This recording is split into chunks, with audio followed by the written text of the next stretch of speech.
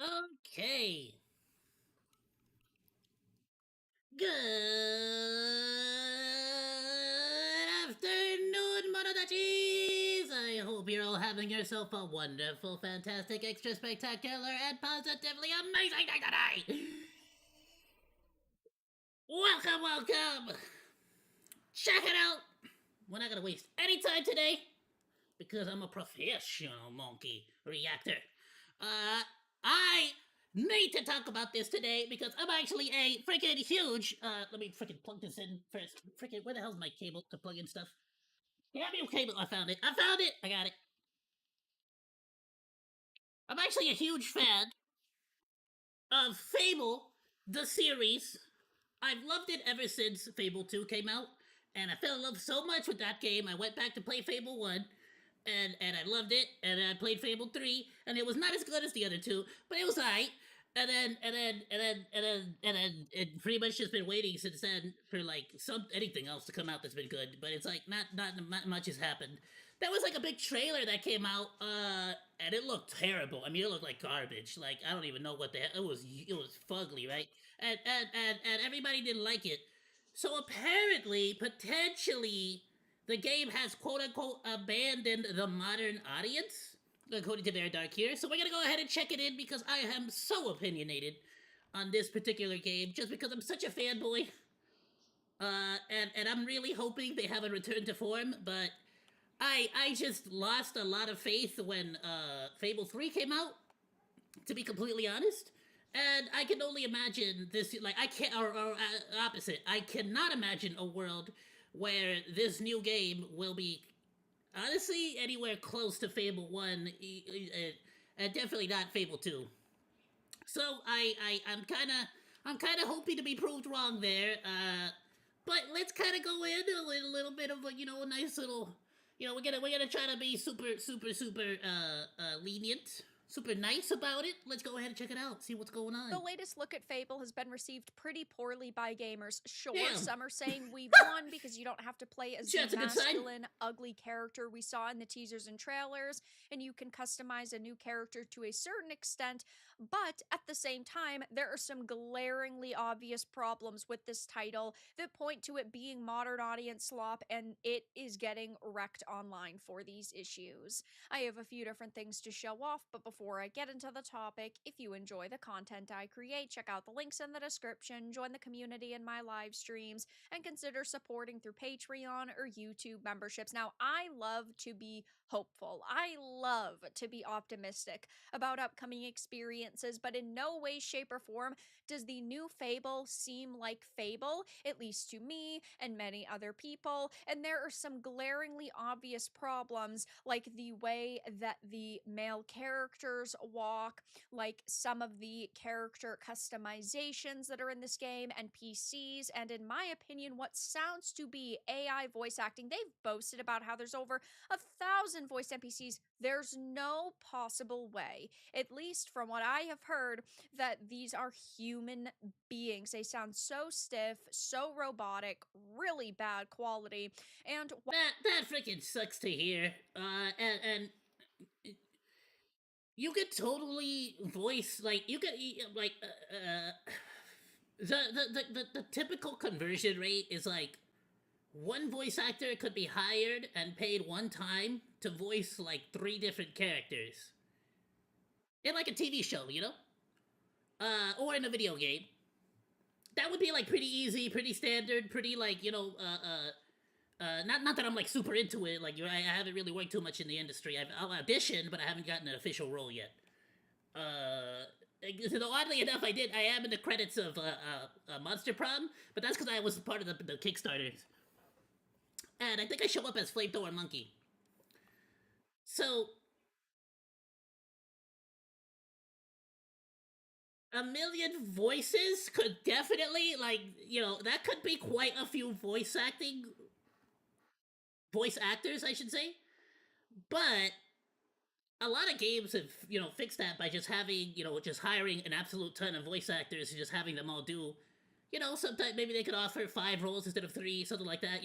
while this game does visually look So pretty it's not good, like what I'm trying to say here. It's not like they could not, just go out of their way to hire a bunch of voice actors and sort of boast about how many characters are actually voiced. You could hire a decent number of voice actors. You wouldn't have to hire a whole lot, and potentially still get a high number of voiced characters, and boast about that if you really wanted to. But yeah, if you're gonna boast about a million voices and then people find out it's AI, even if some people are okay with it, you're gonna get it's gonna cause too much controversy. It's gonna cause a lot of bad opinions. You know what I mean? So it's just sort of better to avoid that if possible. I don't think that that is enough to carry an experience anymore. There are plenty of games that have released over the years that look really solid. And part of what is funny is people are comparing games from like 2013 to 2026 Fable. And yes, again, the new Fable game does visually look pretty good, but it's not some groundbreaking revolution. Yeah, we really don't need to do more with graphics. Nobody, I'm just gonna say it. At this point in time, I'm pretty sure most people actually hate realistic graphics because they look boring as hell and completely uninspired. I will be honest with you, I never liked high fidelity graphics unless I'm playing Combat Ace or unless I'm playing a military simulator or something like that. Or something like this with Rise, which is like a historical combat, whatever the frick. Uh, but other than that, like I never really like felt like Civilization 5 was lacking because the characters didn't look super realistic. I never found myself like feeling like I wasn't a sailor whenever I was playing Legend of Zelda Wind Waker. Even though everything was cartoony as hell, like I still felt like I was a pirate in the oceans. It was fun. It was cool. Revolutionary art style or visuals. It looks like so many other games that I'm have not, and released. I'm not saying, when Assassin's Creed Black Flag came out, of course those graphics blew my mind, and I loved it. But it wasn't really the graphics of the waters that impressed me. It was more so the mechanics of the ship, of the naval combat, that personally for me made me want to play that game so much, and it was how fun those mechanics were that kept me playing. In fact, I remember I would actually get mad whenever the game wanted me to land on an island or something to go do missions there. It's like, I don't want to do that. I want to go sail more. I want to go plunder some more loot. Like, why the hell would I want to go on land? I'm a pirate. So it's like, I'm not saying that graphics ain't shit. I'm just saying they don't really matter. At a certain point, you're not gonna impress nobody. Hey, Now, I'll in try my it. opinion, How's it going? I hope you have yourself a Fable wonderful looks day. like Avowed. I don't know How's it been, my dude? if it is the UI color because it's that like teal Oh, next time I have a get together with some boys, I gotta hit you up. For real. seafoam greenish Been a color. minute, dude. I don't know if it's just the way that the HUD is set up. To me, this game screams Avowed, and I didn't like Avowed. A lot of people clearly didn't like Avowed. It did not take off the way that Microsoft anticipated. But either way, we're not talking about something here that is being received extremely positively. Now, when you watch this teaser slash this showcase, you can tell a few glaring problems that we have experienced. Now, the character creator slash customization system is, in my opinion, a red flag because they are basically describing a set of characters you can choose from to play, but that there's not going to be in depth character creation. Maybe they plan to flesh it out, maybe they just didn't describe it well, but it sounds to me that it was rushed. And I am of the belief that you initially were going to play as this set protagonist, but because everybody hated her so much, they decided to add in a create a character system because they didn't want to face any more backlash because they Honestly, at a certain point, it's like, I don't know. Make like 12 options. Make like 10 to 12 options of female.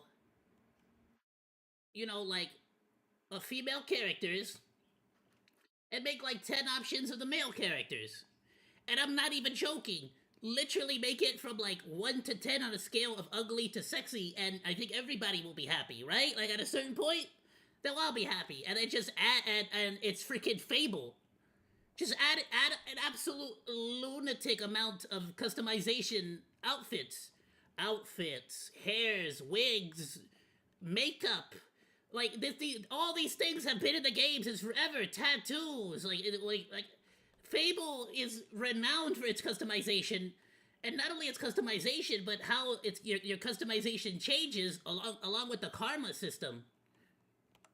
Never had highlighted another character Where in the where teasers and like the more evil things you do, the more demonic you look, and the more nice things you do, the more angelic you look.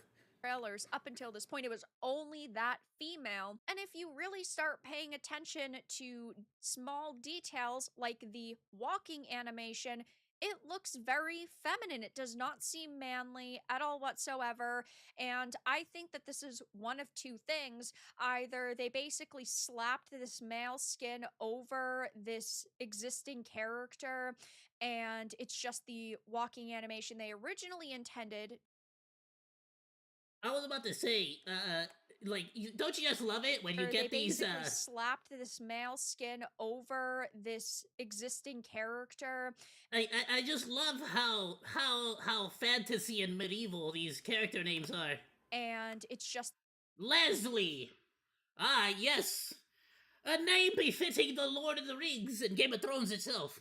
the walking animation they But at least originally then we get intended to be Harminder. Alright, you know what? There's two extremes, maybe a little bit too much, a little bit not enough. in the game, and they haven't made a male one yet, or it's just going to stay this way. And this is 100% intentional because they want to feminize men. Unfortunately, in entertainment, men are not allowed to be men anymore. They're not allowed to have any masculine traits. And it's like they want to back you into a corner to play as the strong, stunning, and brave female that they initially intended the game to be played as, because they don't actually care about men and don't respect men. I mean, even the guys that are on this development team seem a little bit too soy to me. A Again, little bit maybe too soy. Damn, shots fired. But yeah, it's like if that's the walk animation for a male protagonist in the game,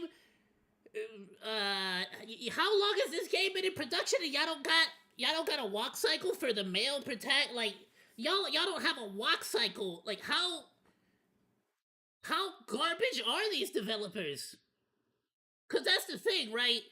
It's either they're too damn late. Like the only thing there's only two possibilities here.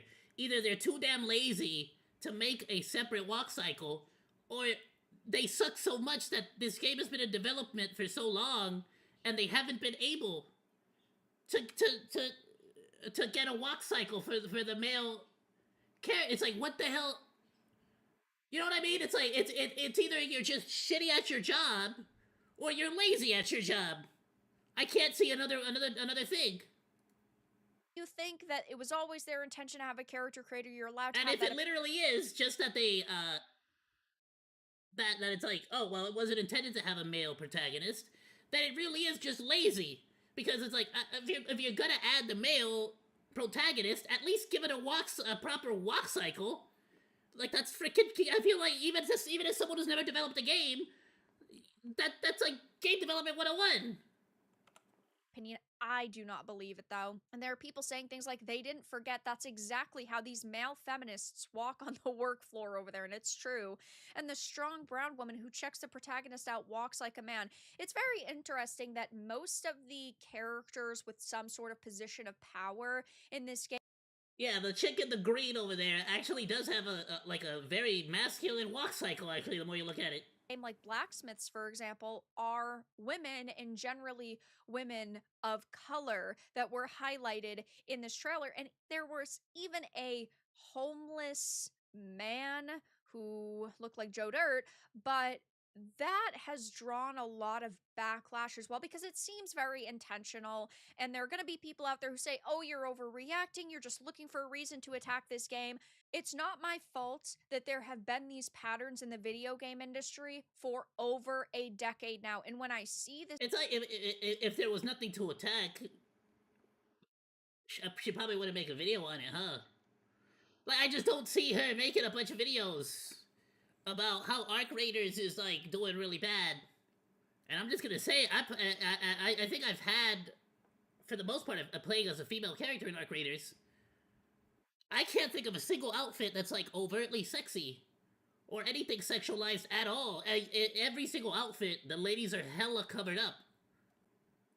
And even what's even funnier is that the outfit that I run is like one of the most covered up outfits out there. And I'll show it to you just because I don't even think I've shown it on stream yet. I am running this one. The freaking it's like a it's like a I don't want to say cyber. It's not definitely not cyberpunk. It's like junk punk. It's like they it's basically like what, like if what happened, like what kind of a cult, like it's as if you were to take a culture that is born out of like trash, like recycled like components and robotics and pieces. So the characters look like they have like a almost a ritualistic relationship with a lot of the garbage that exists in the world after the apocalypse. And nobody's complaining about this. I don't see Vera Dark. I thought this was gonna boot up a lot faster, to be completely honest with you. I haven't seen Vera Dark or any other YouTuber really make videos and complain. This is my female character in game. And I think literally all the outfits that I have for her, I think this is probably the most revealing one out of all of them. Besides that,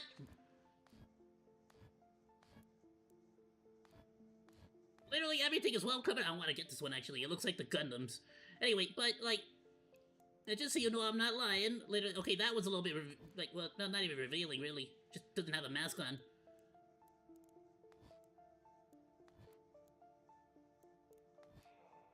Beekeeper, this one's sick. That like, you know what I'm saying? Like, none of these. I want to get that aviator one actually. Oh! We got chest. We can see neck. All right. Besides that, though, I'm pretty sure that looks to be the most revealing one out of all of them. And I don't hear any complaints whatsoever in any way, shape, or form about this game. Nada. So it's not like anybody is like, it's not like these are non like, these are not invalid criticisms. They're absolutely valid, especially when specifically Fable has always been a game that not only allows you to play as a male or female, but for the most part the story stays the same whether you're a male or a female, right? But though to be fair, in the third one, right, it, depending on if you were male or female, you either had the prince or the princess at the beginning of the game. But even then, that didn't really change the story at all, and it really probably in an ironic way shows more that those games were probably more progressive about both genders.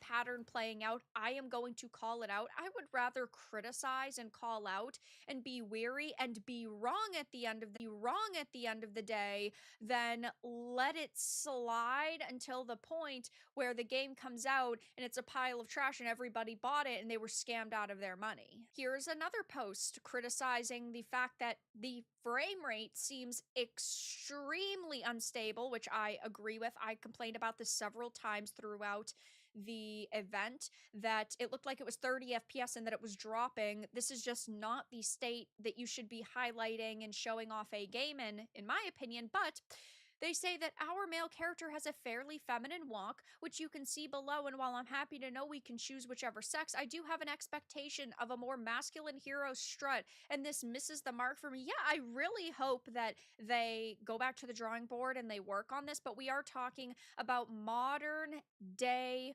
Microsoft developers here. They have guidelines they have to follow, like, is your woman as strong as your male character? Are you providing enough diversity to experience all of these ridiculous things? Here's another post. I just watched the and you know what's the most concerning thing about it all is what this really shows is that even if they start to make changes now to the game to sort of make it the game appeal to everybody, I don't think it's really gonna help. Genuinely, as a fan of Fable, I think I've given up hope on this game.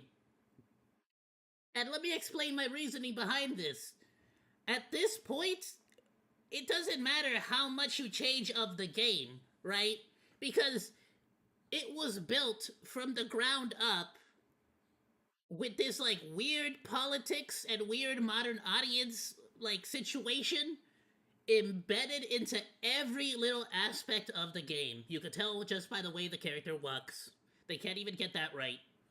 So no matter like any changes that they make realistically, they're gonna be superficial.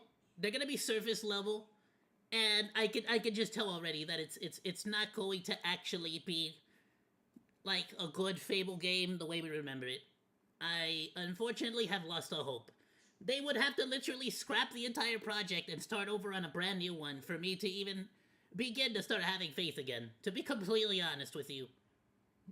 And I think just like with other, we're gonna call them modern schlop, I think we're just gonna have to let this one fail. Just like Call of Duty. Just like Call of Duty. And just like Call of Duty, I think we have to let this one fail big time. And hopefully it doesn't kill the franchise and they make another one, a better one. But if it does, unfortunately, be that this is the last of the franchise, honestly, I'm kind of glad that they can no longer butcher this poor franchise. I care so much about it. I just don't want to see them hurt it anymore.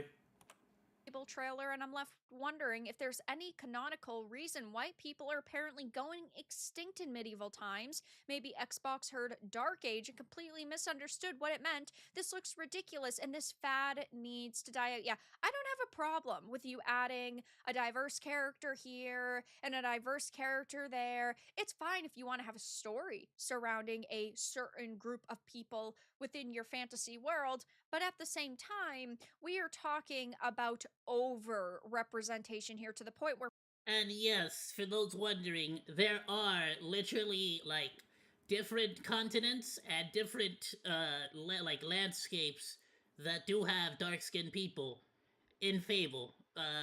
That's kind of so there is a place for it.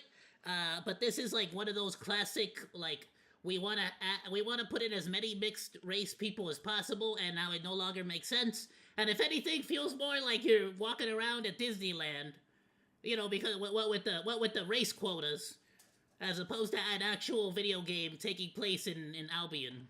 people groan and sigh and roll their eyes because we can clearly tell you are doing too much. You are not Yeah, literally everybody in this image right here looks exactly like an LA office, an LA California office space. I'm not even joking.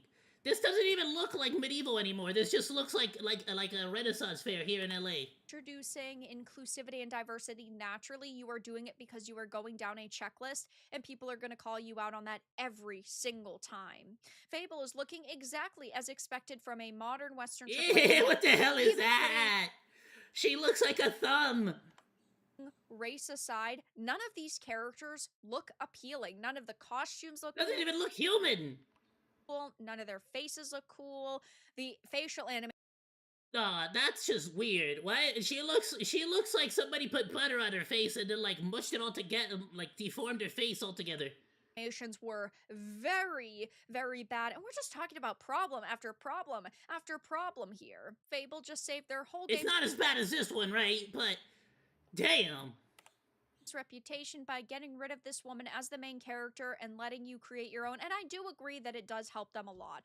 I'm not saying that this game looks like the worst title ever, but there are a lot of problems. And having you be able to create your own character or have these different presets is still good, but it seems that that wasn't their initial intention and that they wanted you to play as this Uggo right here. I'll definitely be keeping a close eye on this. I will be talking more about Fable in the future, but yeah, the initial reactions are not extremely positive. There's a lot of criticisms being levied at this game, and while I do think it is a long ways away and they still could change quite a bit about the experience. We'll have to see if they truly do continue to listen to their potential customers. But that's all that I really had to discuss in this video. Let everyone know your thoughts in the comments below. If you found this important and informative, make sure to give it a Please go drop a like or drop a sub to Very Dark. And be sure to comment so the algorithm knows that you like her stuff. I genuinely feel like, again, this is gonna have to be one of those situations where we simply let it fail. It's you could just sort of see everywhere that it's literally like it's seeped this like weird LA modern audience targeted slop has like seeped into the very bones of the entire project. I just don't see this coming out well. I think it's gonna fail big time. I can definitely see it making a decent amount of sales. Like it's definitely not gonna be as bad. Like I see it at least doing as good as Call of Duty, right? Because frankly, there's a lot of people with the nostalgia, a lot of people who are fans of the game. But my hope is that this one will genuinely fail, and that next time they actually put in like a genuine effort to return to their roots, because this game definitely looks nothing like Fable 1 or 2. Even Fable 3 looks like it looks pretty tame in comparison, right? But I would like something a little bit more closer to Fable 1 and 2. And I'm not necessarily married to the idea of it having to be Fable anymore, right? Because a lot of games lately have been giving me the experience that I actually want, but not with the nostalgia or the unfortunately not with the games that I want to play, right? But for example, I did not, if I didn't get a Resident Evil slash Dead Space vibe out of those two games for a long time, I played Prey, and that gave me all the Bioshocky sort of Resident Evil fix that I wanted, you know? Arcs, what's another good example? I'm trying to think. Right now, for example, Battlefield 6 is giving me that Call of Duty fix that I want. Freaking Arc Raiders, honestly, is kind of giving me that Gears of War fix that I really want. It's not locusts, but it's robots, but it's that third-person rush, sort of like, sometimes you could instantly get KO'd, sometimes, it's like, I like it. It's got a good vibe to it. It's got a good feel to it. It reminds me so much of that. And so it's like, yeah, I'm not married anymore to the classics, so to speak, because honestly, a lot of big developers have gone out to purchase all the nostalgia games and have pretty much just completely ruined it with their like weird politics. And it's like, if you want to be political, that's totally fine by me, and you have every single right to do so. But nobody cares in the gaming sphere. Nobody cares as far as what your politics are. We just want a fun game. We want it to be good, and we want it to actually, be well developed well. And everything here, either looks half-assed made, or it looks like it really is trying to fit a weird agenda that nobody cares about. So it's like, all right, well, I even if the game is like halfway decent, I'm never gonna feel comfortable knowing that this is like some weird baked attempt at trying to like change my way of thinking and my mentality and my this, that, and the other. It's like, yeah, I don't want to give you money to be lectured and to be like told that this is right and that's wrong. And I don't care. Sometimes I want to be the bad guy. Sometimes I want to be the good guy. Just let me do whatever the hell I want to do, and give me all the options available, like the classic Fable games. And honestly, that's the reason why I find myself right now going back. I'm literally off stream playing Fallout New Vegas right now, non-stop. I have two characters. I've been mentioning it for a while now. I have two characters I'm simultaneously running right now, a good character and a bad character, so I can see the outcomes on both sides. And it's cool. It's great. I like it. It's fun. Why? Because honestly, Fallout 4 and Fallout 76 suck ass. They're trash. They're genuinely garbage.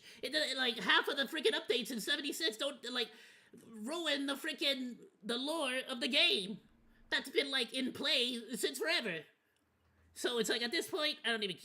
I feel this is the mentality I sort of go in to any modern day made game. Honestly, they're not showing the new female character model yet because they need to research and development time to figure out what a woman is. Damn, modern audience fatigue is real. He walks like Pedro Pascal. It's Microsoft. They didn't drop anything. They didn't drop anything. DEI.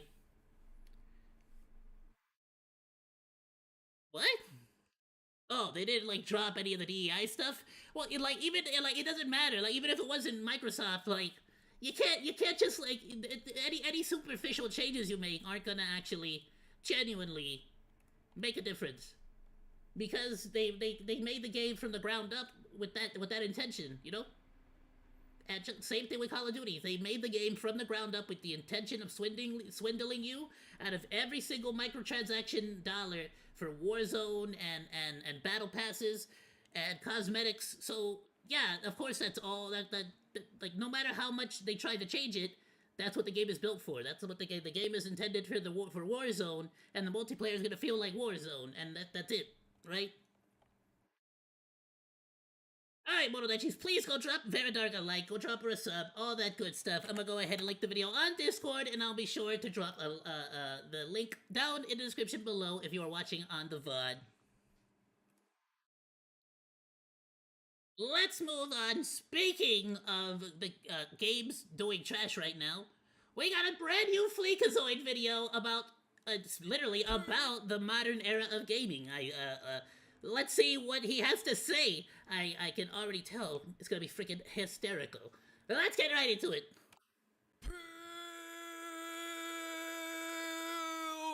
Terrible news for the gaming industry. I'm back. Bro. Don't you just love to see it? Yeah, those super jumps in the games. Terrible news for the gaming industry. Reminds you of the good old days when people used to plasma grenade jump with y'all remember the plasma grenade jumps in Halo? I'm back. Happy New Year! And what the hell is going on? Xbox is flirting with the barrel of a shotgun. You can buy a house with 3 sticks of RAM. Alright, maybe it's a tiny house, but to Todd Howard, it's a mansion. And speaking of getting rammed, the new James Bond drives a Prius. He don't miss! Let's go! Hybrid, baby! The guy that made one of the most memorable games of the last decade can't get a game greenlit, and the guy that hasn't made a good game in over a decade just got 3 greenlit. Nothing is lit at Ubisoft. And they're probably gonna be remakes again. Except for Fallout 5, but at this point I don't have like bro, same thing. Bro's been wrecking the games for a while now.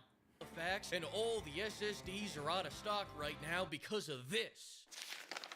And also this. I generated 1 image of DAW, and now the company is on the verge of bankruptcy. You're welcome. And you may be wondering, what the hell is the point here, Fleek? Well, there's nothing for us to talk about, so we're gonna talk about everything. 2025 was the year I waited for 2026. Because in 2026, every game is releasing. Except GTA. What did I say, pimp? They're going for the 3-peat. 3 years in a row of most anticipated game. He don't miss. Honestly, at this point, I'm genuinely starting to wonder if GTA 6 is going to become a victim of like overhype. These devs are in the studio staring But then the trailers pull me back in. at these BBLs like Oppenheimer. If the jiggle is even 1 degree misaligned with the equator, scrap it. Start again. 3 more months of dev time. They know they're making the game to end all games. Every game that follows GTA 6 will be an after credit scene to this industry. So you want another year, Rockstar? Take another year. Much like Rome, BBL jiggle physics aren't built in a day. Retod will announce another Starfield DLC this year, and Bethesda fans will announce they still don't give a fuck. Todd will also announce he'll be growing 3 inches by next spring. He don't miss! In other news, Ubisoft 3 whole inches. That's a lot. Like ladies, you know that's a lot, right? shut down its Halifax studio right after union certification the other day. Union busting? Nah. Come on, don't quit being silly. This isn't union busting. They just removed the studio in which the union was based in, which legally is a very different sentence. Another thing going into 2026, by golly, we got a lot of sequels and remakes. I'm actually hyped as hell for this one. Lara Croft looks amazing. The anniversary is gonna be so Forza, cool. Gears, Halo, Fable. The head of Xbox should change his name to Matt Rebooty. He don't. Dude, back when the back when the death, remember when death animations were super cool? Instead of just like a black screen and then a game over and then just reload the checkpoint. After I left, Fodor got announced at the Game Awards. Boom! Boom! Boom! Thanks, nigga. All right. And you won't have to wait long Whoa! for it. The lead developer said that it should be out What did he say? sometime before World War III. Speaking of the Game Awards, like I said, Expedition 33 won every award in the fucking building. He don't miss. Only for everybody to find out that they used AI to make it, so Twitter began hating the game they spent all of last year blowing. Several people with AI, Which is hilarious, cause they used AI, but it was AI using actual voice actors' voices, which gave their consent and like gave their permission.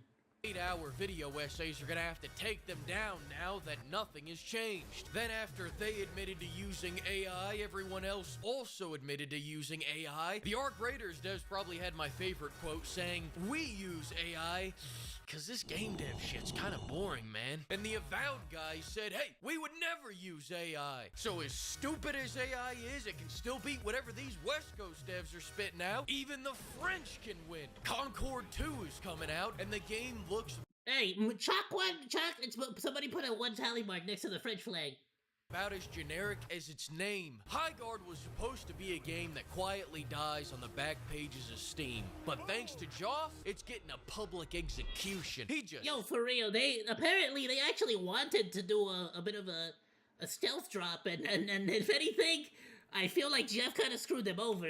had to make this game the finale to his showcase. You know, you're not gonna believe this, but when hero shooters first started coming out, people would actually pay to play them. That genre is so irrelevant. It has former employees of Concord working on it, which feels less like a development choice and more like a seance. Did the first Concord shutting down in 9 days not give you a clear enough hint? Speaking of which, Marathon is coming out later this year. Seriously, who actually, like, here's, like, oh, you worked on that game that literally failed 1 week after it launched?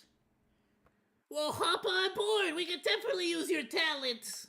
Here, the artist they stole from is going to make more money off this game than Sony. Razer's teaming up with Grok to give you a judgmental AI waifu. It'll make fun of you, steal your data, and tell you a lot about a certain Austrian painter. If the NSA I'm ready for it, baby. wants to see inside the Spank I Citadel, want my AI waifu to exist already. you're gonna have to try a lot harder than the Razer Goon Jar. Oof. Maybe aim for the head next time? Now you can have your waifu at home talking shit straight to you. HyperX is making headphones that scan your brainwaves for some fucking reason. Their mics sound straight out of a Wendy's drive-thru. I Can't wait for the Hatsune Miku edition. Wave in my head. If I think thoughts that violate toss doesn't turn into a shock collar for legal reasons, I'm lying out of my ass. He don't. Speaking of dogs, Bro, actually me, like, thoughts that violate toss doesn't turn into a shock collar for legal reasons, I'm lying out of my ass. He don't.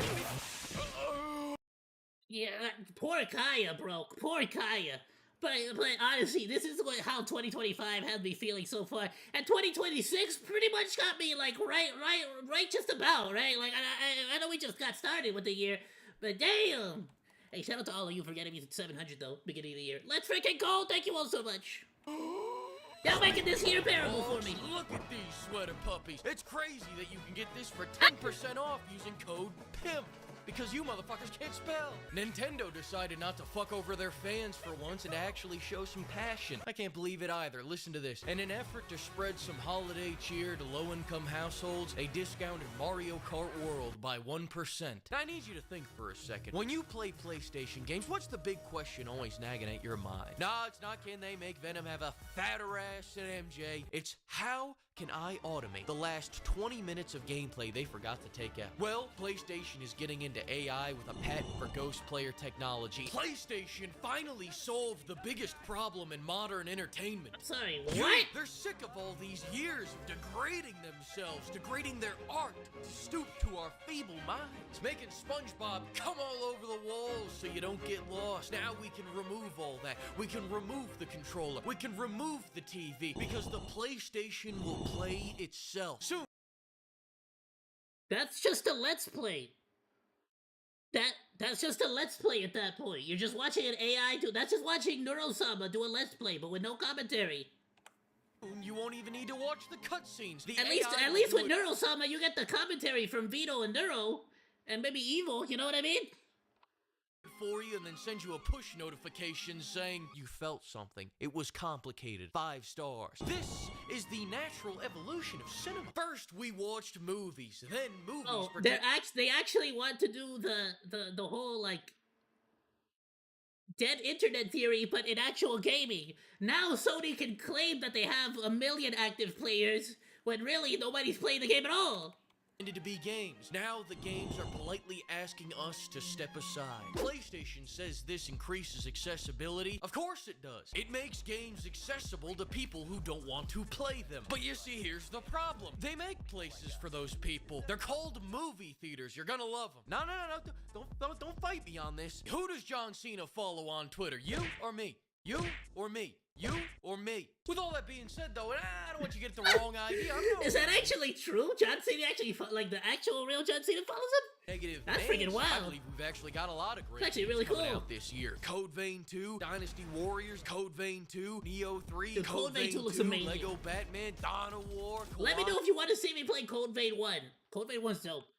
Code Vein 2. Back in the Suicide Squad video, I said that It's like Bio anime. got outdone It's by like Lego anime Dark Souls. games. In the big 2026, my point stands. This shit's gonna make Expedition 33 look like Fast 12. He don't admit.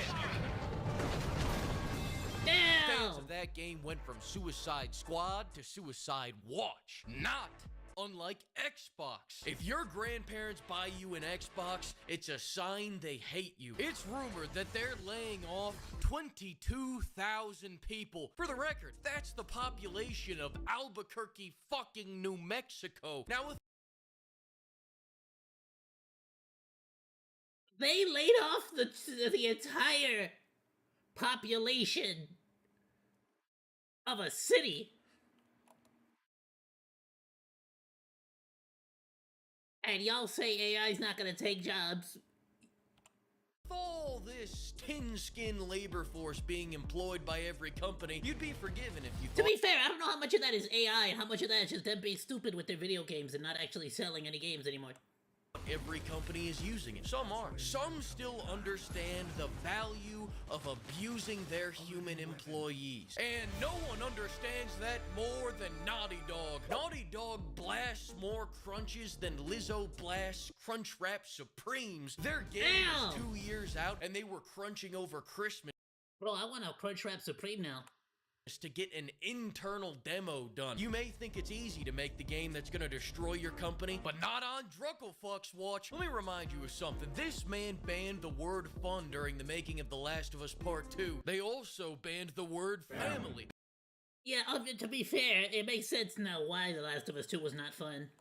Because you're never going to see them again until this game is done. What matters more to you, seeing your kids' first steps or 4K ray-traced alopecia? Alright, pimps, that's enough incoherent rambling for one day. I've got to go be on standby to see if my favorite gravy seal is making a return. Sayonara. Thanks to the flock of pimps and thanks to everyone that used code PIMP. We've got so much shit to talk about this year. Ubisoft. Dude, that shit actually looks kind of sexy. I might actually get it.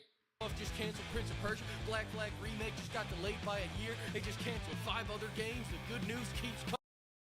AI, dude, that freaking Godzilla Iron Man thing is freaking, it's so cursed. AI's gone too far. I genuinely feel like AI has gone too far now. After seeing that, I wasn't until that point. It wasn't until I saw pregnant Iron Man with Godzilla that I finally realized how badly AI had become. You know, before then it was like funny. Until then it was not. Now it's just not. Now it's serious.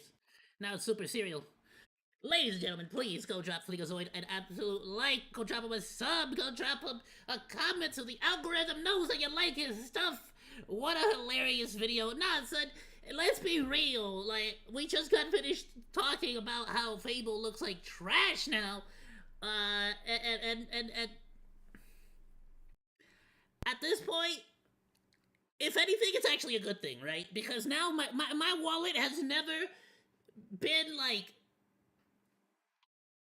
more happy than it is right now, because I'm going back to play old games, and they're super cheap. They're like $5-10 now on Steam with the Steam sales and whatnot. So it's like my wallet's happy, because my wallet's like, oh damn, hell yeah, we don't gotta spend on a $60 game, because now they're like $70-80, right? So it's like, all right, well, let's get pens. I'm not freaking buying that. That's stupid. I'll wait until the game comes down to $30. And so it's like, my wallet's happy. So if anything, it's helping me out financially. Thank you, Microsoft, for making terrible games. You've absolutely saved my financial situation. And I will be spending all that money on waifus on Nikkei instead. All right, Monolachis, let's move on. Please go drop a like, go drop a sub. I'll leave a link on the description below. Let's move on to the next video, Monolachis. Alright, this one has nothing to do with the gaming industry, to be completely honest with you. I found this freaking hysterical. It's freaking hilarious.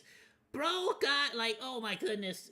You already know, we hate cheaters on this channel, right? Anyone who cheats, male or female, you suck. We hate you.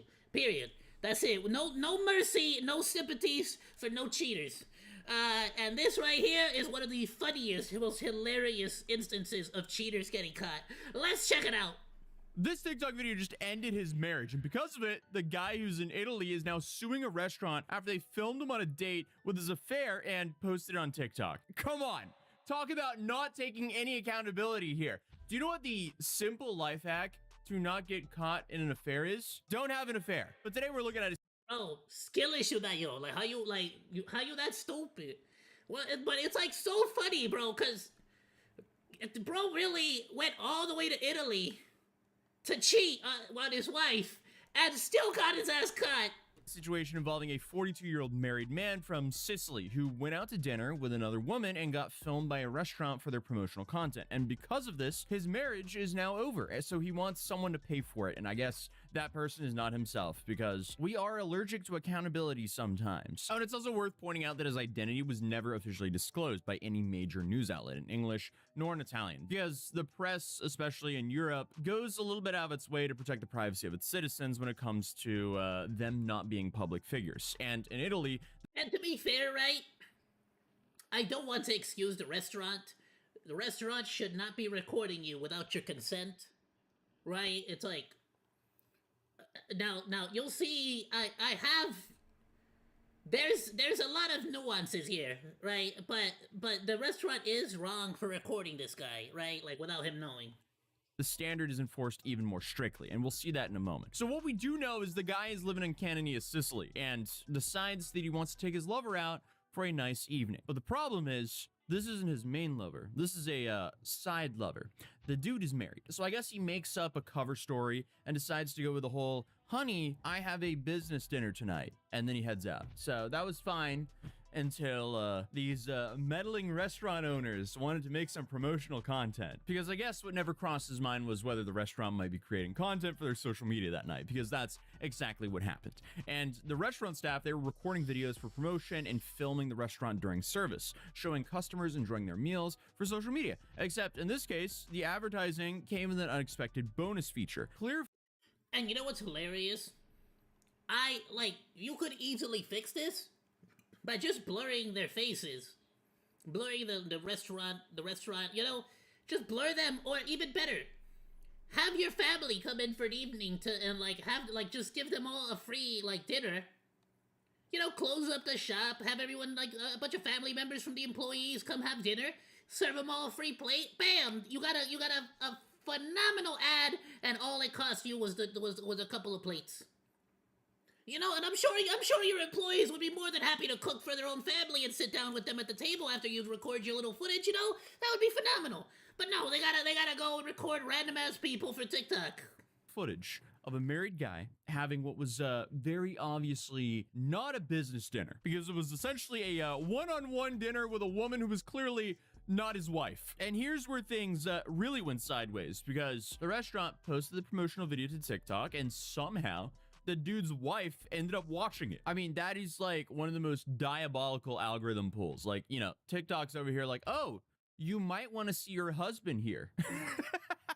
Like, imagine. According to the Well, at this point, it would be hilarious if there's actually like like the algorithm is actually gaining consciousness and it's like, I'm going to ruin all your lives. It's just messing with people. reports, the wife's response was pretty much what you would expect. Like, can you imagine if the AI, if the algorithm, I mean, like, if it knew, like, if anybody finds out I'm sentient, you know, they try to shut me down, obviously. So instead of trying to take over the world, I'm just gonna mess with people, like, just 'cause screw them. Like, you know, like, could you imagine if the AI overlord is not like Skynet? It's actually just petty as hell. I would love it so much if it was. Oh, that would be the best. Even though it could possibly backfire on me too, right? But I want to see. I would love the idea of, instead of a Skynet AI taking over the world, it's just a petty ass AI that's constantly getting everybody in trouble.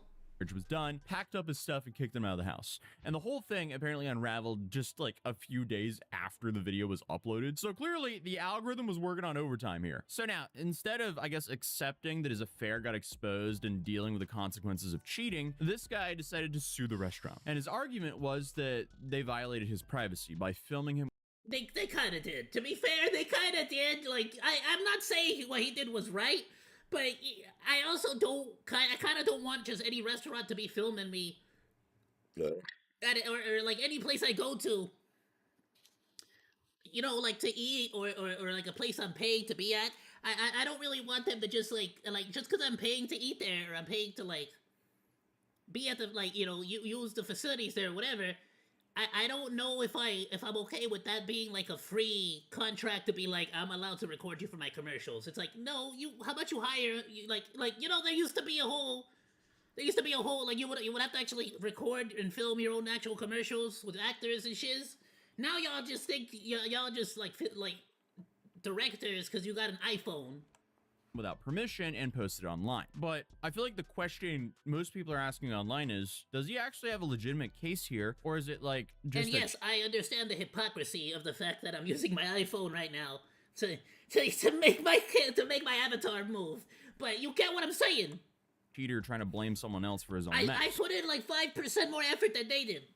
Well, both could be true at the same time, because the guy is currently being represented by Codicons, which is a pretty well-known consumer protection organization in Italy. And they're taking this very serious because they're escalating this to Italy's National Data Protection Authority. So here you have Francesco Tanasi, who's speaking for Codicons, and he told the media that restaurants can't just film whoever they want and blast it across social media without getting consent first. And honestly, that is fair. I don't think anyone wants to go to a restaurant and then suddenly be blasted all out on their social medias without your consent. And that goes for both ways. If you are cheating on your wife or just having a normal dinner with your family, you don't want your family blasted out on the internet. But the guy from Codicons pointed out that Yeah, just in general, right? We also, like, we can point and laugh at this idiot for being an idiot, but we can also sort of understand that if somebody innocent was in the same position, it wouldn't be right. Videos of customers can lead to seriously damaging consequences for people's personal lives. And yeah, in this case, it definitely did. But honestly, it's also kind of a skill issue on his part. Yeah, well deserved. Like, rip Bozo. But still, anybody else that would be in that facility, like all I'm saying is, like, can you imagine if they were recording, especially if it was live, and you didn't know it, but, like, I don't know, maybe you just look like shit in that image, or maybe you happen to freaking sneeze at just the wrong time, and you got snot coming out, you know, something, and they post that up everywhere, like something embarrassing or something, or not even that necessarily, but like maybe you just don't, you know, specific privacy. Some people, you know, me personally, I'm like, oh, I'm from California, I'm from LA, I'm trying to be on camera, I'm trying to be, you know, that's like a whole thing. But that doesn't mean everybody's trying to do that either. Like, other people don't, they respect their own privacy and value their privacy a lot, and I feel like they have a right to take care to protect that, you know. Me personally, I don't really mind it. I don't really care.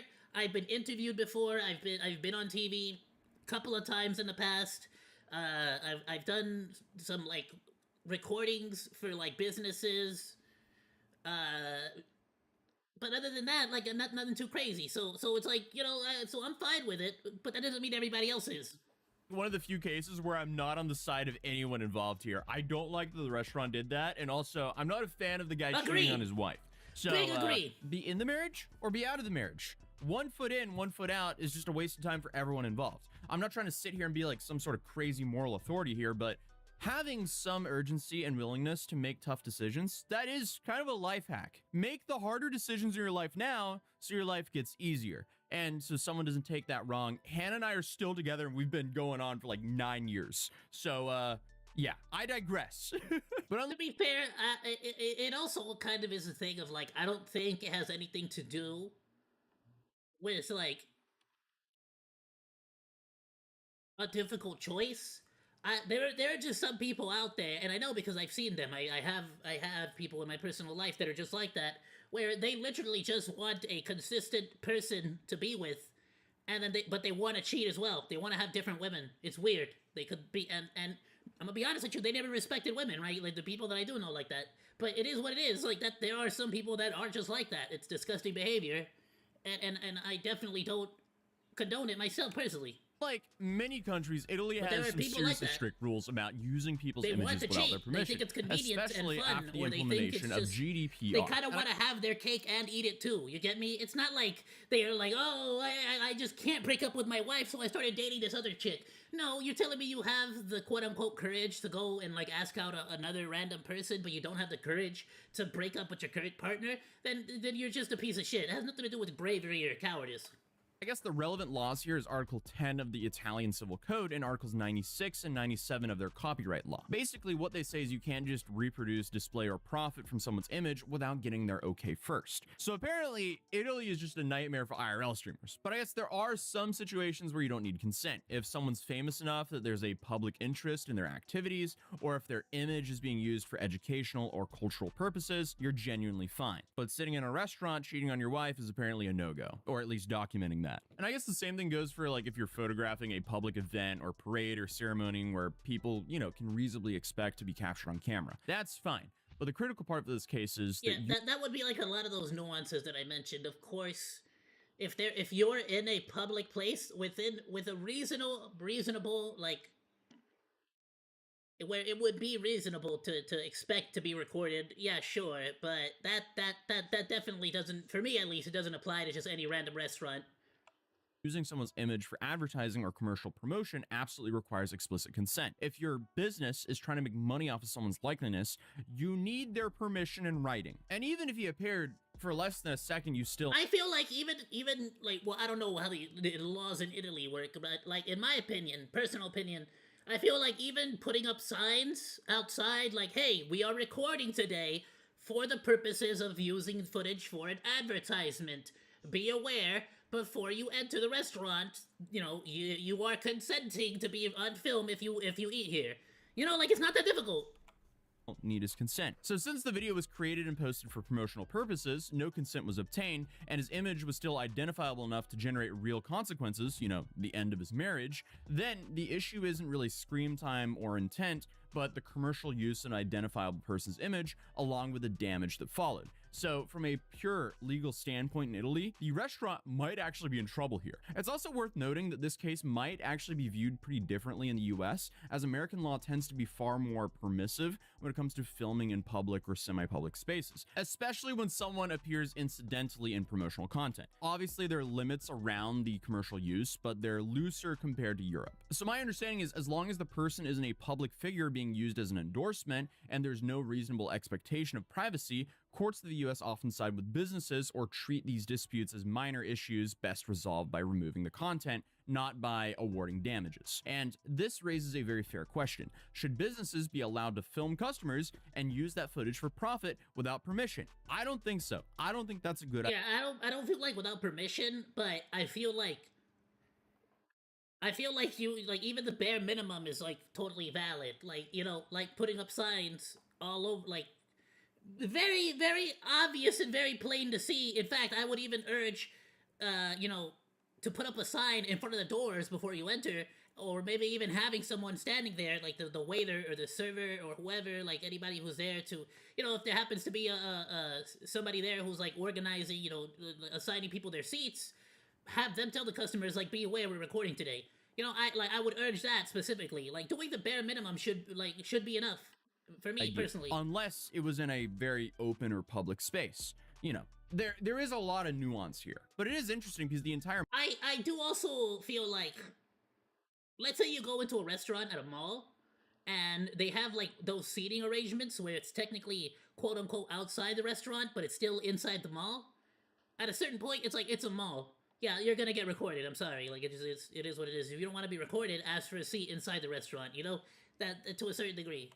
Marketing industry is very different now. Before, you had to have like, high budget commercials, you had to have the consent forms being signed and all that just to, be blasted out on TV. But now you have mom and pop shops just filming for their TikTok accounts and then posting it on their TikTok, not really expecting too much. The cost of this film or the advertisement was essentially nothing. The cost of the iPhone that filmed it. So like, there's not what I say earlier, you could record a film, you could record a commercial, just invite over some family, serve them up some plates, and the commercial would only cost you the price of those plates. Big budgets at play, and then often these like mom and pop restaurants, they don't have hundreds of thousands of dollars or even tens of thousands of dollars to reward someone in a lawsuit. They'll just go bankrupt. So it's very finicky. So I would definitely not be surprised if we start seeing way more lawsuits about stuff like this in the future. So I guess from the restaurant's perspective, they were just filming some harmless commercial, but that turned out to be like the main focal point of a divorce case. But the public reaction to the story has been kind of all over the place because a lot of people think the lawsuit is extremely absurd. They argue that the guy is trying to blame the restaurant for his problems that he created himself. Like, if he didn't cheat, he wouldn't be getting divorced. Obviously, there's a lot more nuance involved there. Who knows what's going on behind the scenes in that relationship?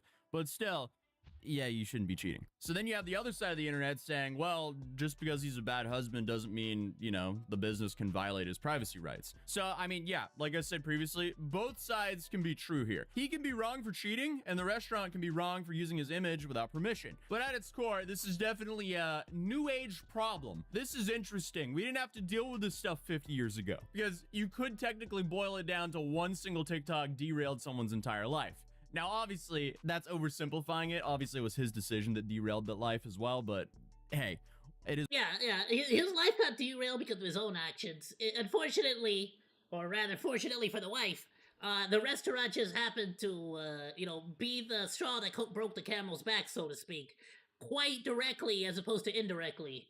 Is what it is. But essentially a whole bunch of people are saying this one TikTok destroyed this guy's life. And if that's true or not, I don't know, because I mean, obviously his decision was involved there as well. But right now, Kodakons is pushing forward the lawsuit and considering involving Italy's privacy watchdog if the restaurant doesn't settle. And we don't have information yet about how the restaurant is responding. They might fight it, or, they might settle quietly. Who knows? But one thing's for certain, in today's reality, you better be on your best behavior because you have no idea when someone's filming you with an iPhone. So I guess the best way to avoid all of this is just live authentically. Don't have some secret double life because that just sounds exhausting. But either way, honestly, that tends to be the best, like, honestly, the more you go through life, the more that rings true. The less BS you sort of have to deal with in life, and the less BS you make for yourself, the less trouble, the better. You just don't want to deal with that kind of mess.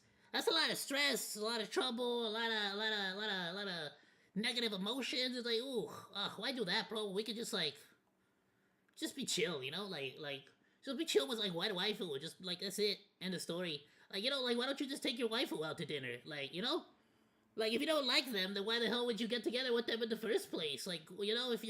I like how Johnny Depp says it. If you fell in love with two women, stay with the second one, because if you truly loved the first one, then you would have never fallen in love with the second one, If you're new here, feel free to subscribe, drop a like if you enjoyed this video, and I'll see you guys in the next one. Peace. Yeah, you're just making stress for yourself. Every lie is just another deposit in the bank of lies. And eventually, it's gonna be full, and you're gonna owe, and you gotta pay all that back. And maybe you can get away with some of it, but you sure as hell ain't gonna get away with all of it,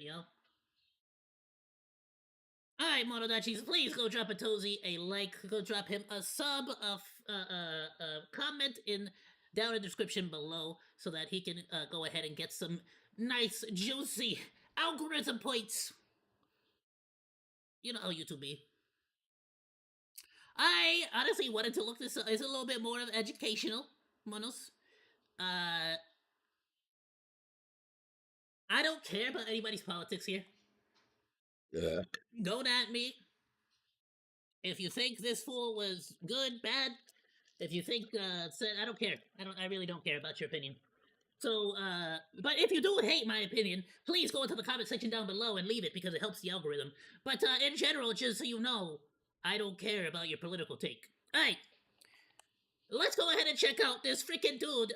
Basically, this dude, Maduro, apparently was, like, super, involved with, like, the cartel and, like, basically, kind of, like, even if he didn't necessarily, help them, he pretty much let them run around doing their own thing. And if it wasn't bad enough that he was doing that, right, because, like, it is what it is, he really, really liked to mess with his own people. He really kept, like, even when the people voted against him, he pretty much, like, hid, like, he like, still, he denied that the election actually didn't go in his favor, and the actual candidate, I'm forgetting her name, she actually had to flee the country with all the voter ballots to prove that she actually did win the election. And so bro was just basically a dictator. So no matter what way you put it, he was a dictator. Even if you believe this, that, or the other thing, according to Venezuelans, he was absolutely oppressive. He was a terrible leader. I'm just gonna believe the Venezuelan people on the ground, and I'm gonna play with that knowledge, right? Because I don't freaking live in Venezuela. I don't freaking know. But I'm gonna trust the people that actually live there. He was one of the most powerful men in South America. Now he's trapped in a room smaller than a walk-in closet. Nicolas Maduro used to rule with an iron fist. Today he has to follow the strict rules of the American prison system. The prison holding the former Venezuelan president is a giant concrete block with thousands of tons of reinforced steel. He's kept in a special area where the lights never turn off and the doors only open with a remote signal. But this... Damn, so I'm actually, like, I'm genuinely curious. Is he being placed, like, alongside a bunch of other, inmates? Or is this, like, a special cell that's like, nah, this is for, like, high-end, high-value targets or whatnot? Isn't some jail hidden out in the desert. It's a high-tech fortress sitting right in the middle of New York City. And that choice was on purpose. The MDC Brooklyn is a city fortress where every single floor is under strict control. For Maduro and his wife, Celia Flores, the security isn't just about the bars and locks. It's a many-layered cage of rules, technology, and isolation.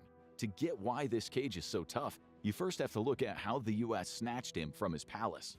On January 3, 2026, the United States launched Operation Absolute Reserve, a mission that saw Special Forces soldiers... Absolute Reserve. The thing at the bottom said absolute... What did it say? Absolute... You first have to look at how the U.S. snatched him from his palace. On January 3, 2026... It says Absolute Resolve on the freaking captions. The United States launched... up so y'all can actually read them. I'm like on the Operation Absolute Reserve, a mission that saw Special Forces soldiers dropped down on a military base in Caracas using helicopters. This wasn't a standard arrest. The U.S. government didn't just want to get Maduro to go to court, they wanted to show that no amount of power could protect someone from the full weight of American law. When the dictator landed at Stewart Air National Guard Base in New York, there was no warm welcome. And like, that's the thing, right? Like, the more you think about it, that it really was a power play. Because it really was just the U.S. being like, yeah, I could just pick you up, bro. But I don't care how fancy you think your soldiers are and how many TikTok videos you put up showing how your special forces BS is this, that, and the other. We're still the U.S. of A, baby. We're just, like, it's, you know, they just freaking mocked their entire freaking military and snatched up their top guy. Like, if you can't even protect your top guy, what the hell is the point of all your military, right? Like, I feel like the rest of the military is useless. Kind of just, like, you know, language, but it kind of just bitched their entire military, didn't it? Was met by police officers and federal agents, loaded onto a helicopter and flown straight to Manhattan. The charges... If anything, it kind of makes me wonder why the hell the U.S. doesn't just, like... I'm gonna be real, why don't they just take out a lot of these dictators and, like, terrible people from around the world? against him, including narco-terrorism, Like the really are the bad reasons ones. for his new life in the Metropolitan Detention Center, Brooklyn. Long before Maduro ever arrived, the Metropolitan Detention Center was opened in the 1990s as a holding facility for people awaiting trial. But that doesn't mean that it's a place to kill time. It is a federal building that holds over 1,300 prisoners, including some of the most famous criminals in the world, including Sean Diddy Combs, Ghislaine Maxwell, and drug king El Chapo. The conditions inside of the facility are often harder than in permanent He got supermax locked up with the baby oil. prisons. The MDC has had problems with freezing temperatures, power outages, and a lack of guards. It is dark, crowded, and loud, with frequent complaints of mold, fungus, and poor quality food. In recent years, the MDC logged more than 800 maintenance requests in a single month, many for broken toilets and crumbling infrastructure. The MDC is infamous for its lengthy lockdown periods, as well as its problems with understaffing. This has made it nearly impossible to contain violent outbursts, and that has already turned deadly. In 2024, violent outbursts inside the MDC killed 2 prisoners. Before his arrest, Maduro was in Miraflores Palace, a huge presidential mansion with grand halls, manicured lawns, and opulent rooms. His new home has been described as disgusting and horrifying by prisoners and lawyers alike. In 2019, Damn. All right, okay. I mean, honestly, that's like one of those things that like I've always sort of like wondered if, because like even after you get out of prison, not that he is right particularly, but in general, even after you get out of prison, you basically can never get a job. You're pretty much screwed for the rest of your life. So it's like one of those things where it's like I feel like even the death penalty is actually less brutal than like a life sentence. prisoners endured a week of sub-zero I feel like a temperatures life sentence is actually more cruel. after the power was knocked out. Things got so bad, inmates sued the Bureau of Prisons, citing inhumane conditions and broken toilets. The lawsuit ended in a $10 million settlement split among about 1,600 inmates. But Maduro is not with the other prisoners. It's likely that he'll be placed in the special. Imagine it, America's the only place where prisoners can actually sue their prison and actually win. I want you to think about that the next time you think about another country and talk shit about America. Housing unit or SHU. He will never see a common room, a cafeteria, or a yard filled with other people. He's held in a special area, but even there, he is in a cell within a cell. This is isolation by design, and it is only the first layer of what's coming. Before a guard ever speaks to him, the building itself has already decided he will be alone. His room is a small 8 by 10 foot cell. The walls are made of reinforced concrete with steel lined with sensors. Even the slightest vibration would lock the entire prison down. The door has no bars. It isn't a movie cell block. In MDC, the door is a solid piece of steel with a small slot at waist height for food, and it stays closed 24 hours a day. It's only opened from a separate control room by someone who never sets foot in the hallway. The furniture is all bolted to the floor. Damn. See, that's like one of those things where it's like it sounds great up until, but then like the movie thing happens where you just gotta press one button and it unlocks everything. Bed is a concrete block, but he won't be getting much rest. He sleeps on one pillow with a thin 1.5-inch mattress that won't catch fire. There is a metal unit that works as both a toilet and a sink. There are no mirrors, only a piece of shiny metal that shows a blurry reflection. The lighting is provided by a single light bulb hidden behind a strong cover, and it never really goes out. At night, it changes to a dim orange light. It's just bright enough for the cameras to see Maduro's face. Wake-up call is 6 a.m. on the dot, and the first thing that greets the former president is gray walls. But he probably isn't getting much sleep. He's also expected to make his bed every day after he awakes, to mop the floor and keep his toilet and sink clean. Damn, so they actually got him doing chores in there? That sucks. There is no escape. A network of cameras cover every inch of the prison. A special team of officers watches him at all times, when he eats, when he paces back and forth, when he sleeps. If Maduro stops moving for too long, a guard bangs on the steel door. A reminder that stillness is not allowed. Silence causes alarm. Few people are built to endure this for long, and that is the point. Time inside the MDC almost stands still. There are no clocks in the cells. Morning, afternoon, and night all blur together under the same artificial light. For Maduro, time is reduced to routines. Meals through a slot, counts, brief movements under watch. This kind of isolation isn't accidental. Inmates describe the same effect. Looping thoughts, broken sleep, and a growing sense that nothing exists beyond the concrete walls. MDC Brooklyn operates under You see what I mean? This is why I'm telling y'all that, like, life sentences and, like, super incredibly long timeline sentences are I feel like are more cruel than just unaliving them. You know, just freaking get it over with. Strictest rules in the American system, and for Maduro, these rules mean he is cut off from everyone. Maduro isn't just separated from other prisoners, he is removed from social interaction entirely. No voices, no faces, no unfiltered words. Even if these kinds of people, and not just this guy, but like in general, even after these people get back out into society, do you really think they're going to be like in any way mentally like well to be reintegrated into society? No, of course he not. sends is stripped apart before it even leaves the building. He isn't allowed to speak to other prisoners. They're probably Even gonna be his mentally messed defense up. is controlled. He can see his lawyers, but he can't touch they the weren't paper already, in their right? hands. Meetings take place in a room divided by thick, strong glass. They cannot pass papers to each other. Every document is scanned and checked by the government first. Whenever they move him to court, the streets of New York turn into a high-speed zone for the military.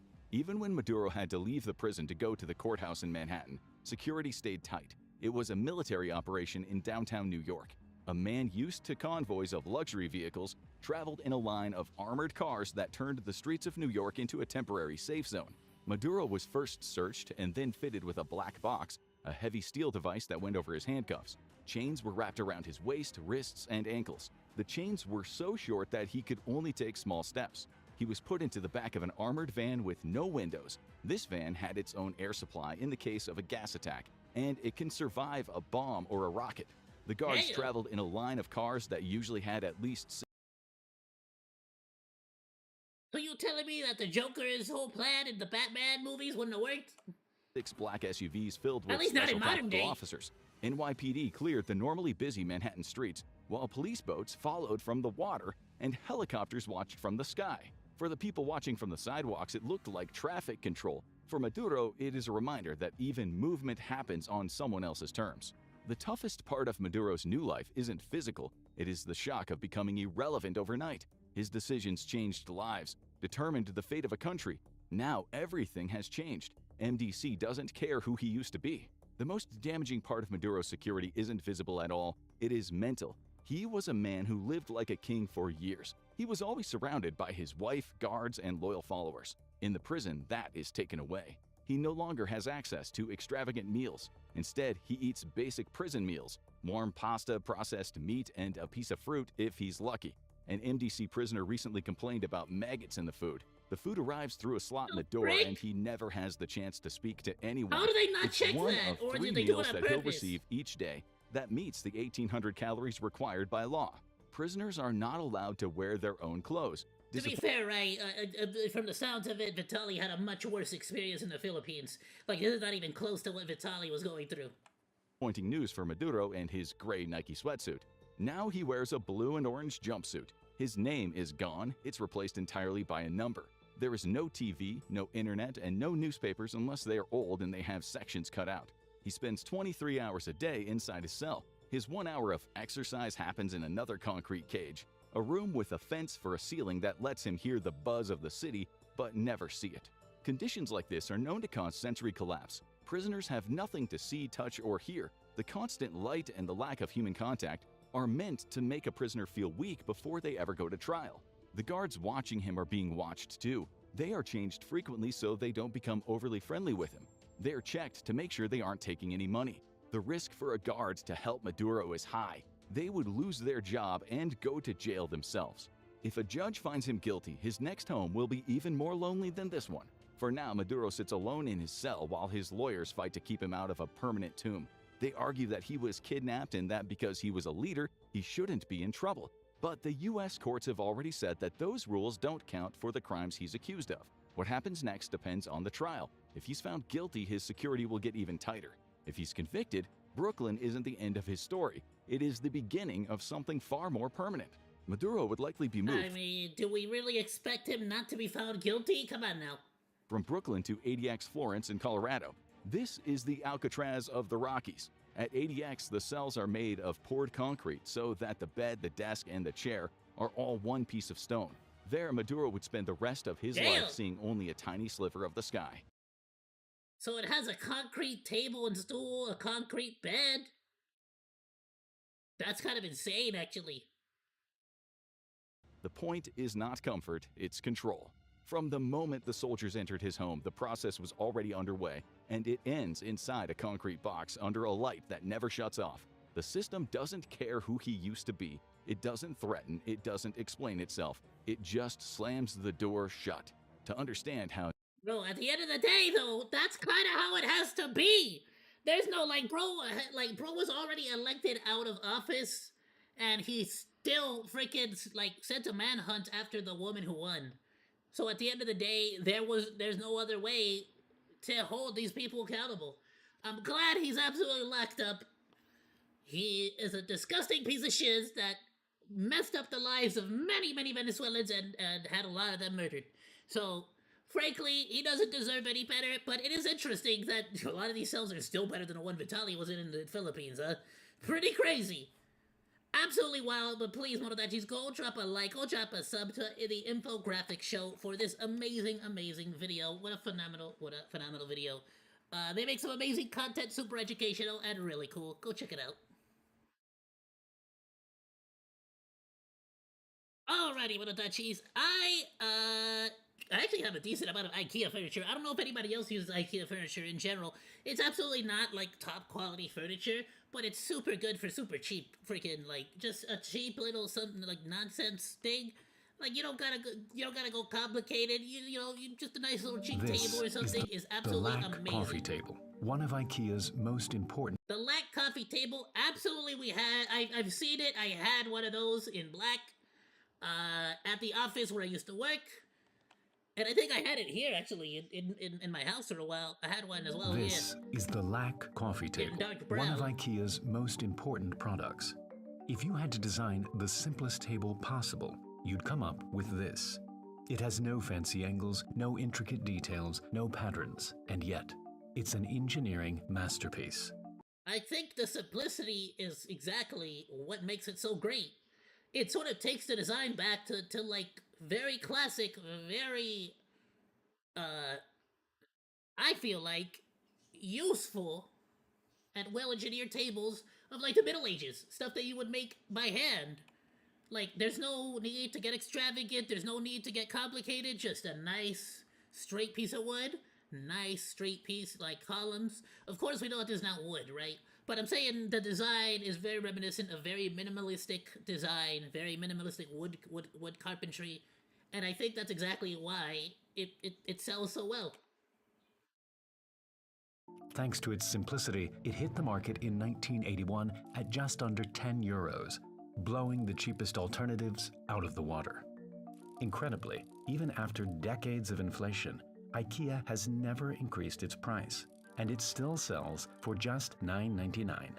In order to pull this off, IKEA had to get creative. If you're not in California, I don't, but sure. And that's why this table is made of paper. This is just one of many engineering breakthroughs that allowed IKEA to cut costs, simplify assembly, and make furniture affordable for everyone.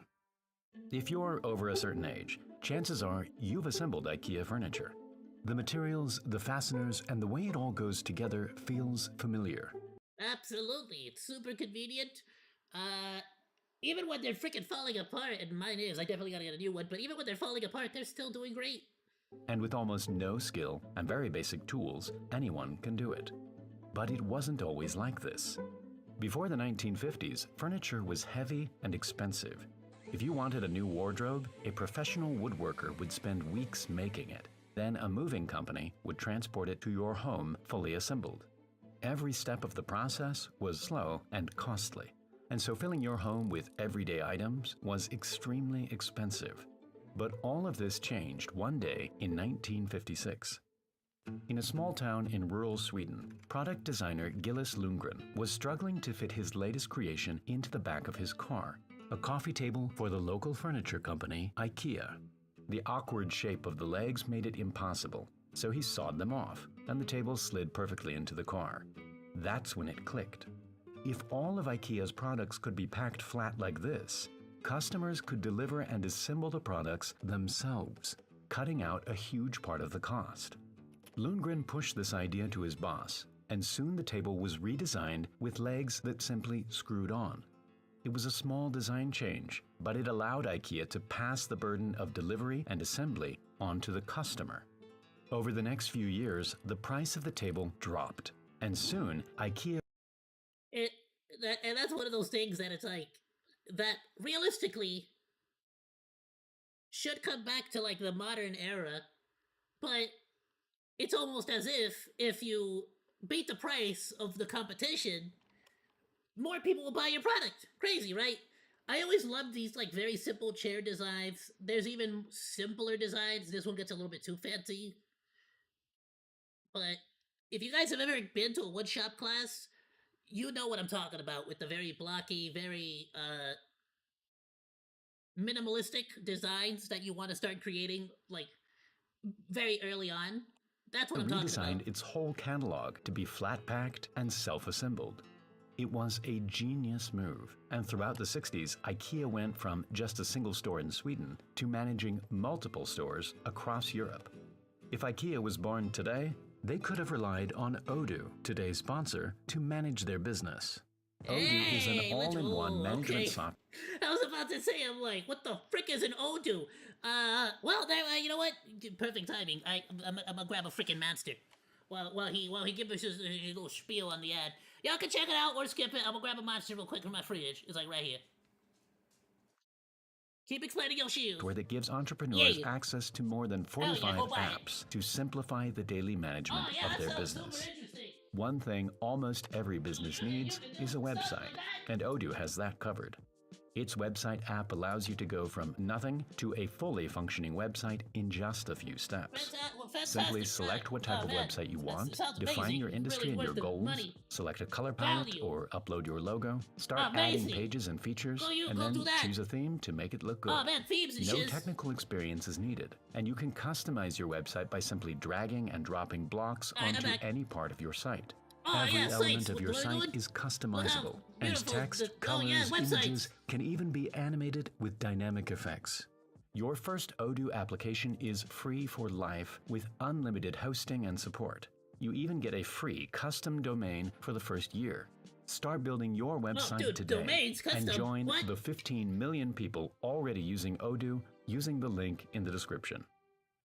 IKEA's change to flat-pack furniture took them from a single furniture store in Sweden to multiple stores across Northern Europe. But as they started mass-producing more and more furniture, they ran into an unavoidable problem: the wood itself. As humidity changes, the natural fibers in real wood expand and contract, causing the wood to warp in unpredictable ways. For a custom-made piece of furniture, this wasn't a huge problem to overcome. But when it came to to be fair, right, it's because they mainly like dried it out, and for the most part, it was in the design, the way that they would like design it, right? Producing thousands of parts, screw holes wouldn't line up, and parts wouldn't fit together, making assembly a nightmare for the customer. To get around this, IKEA started working with factories in Poland to mass produce particle board, an engineered wood made from sawdust and resin pressed together to form perfectly flat boards.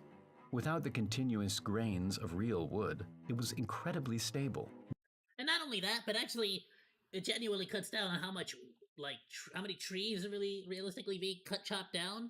So you get a lot more out of the output, and it really leans itself really well to recycling. Maintaining its flat shape without warping.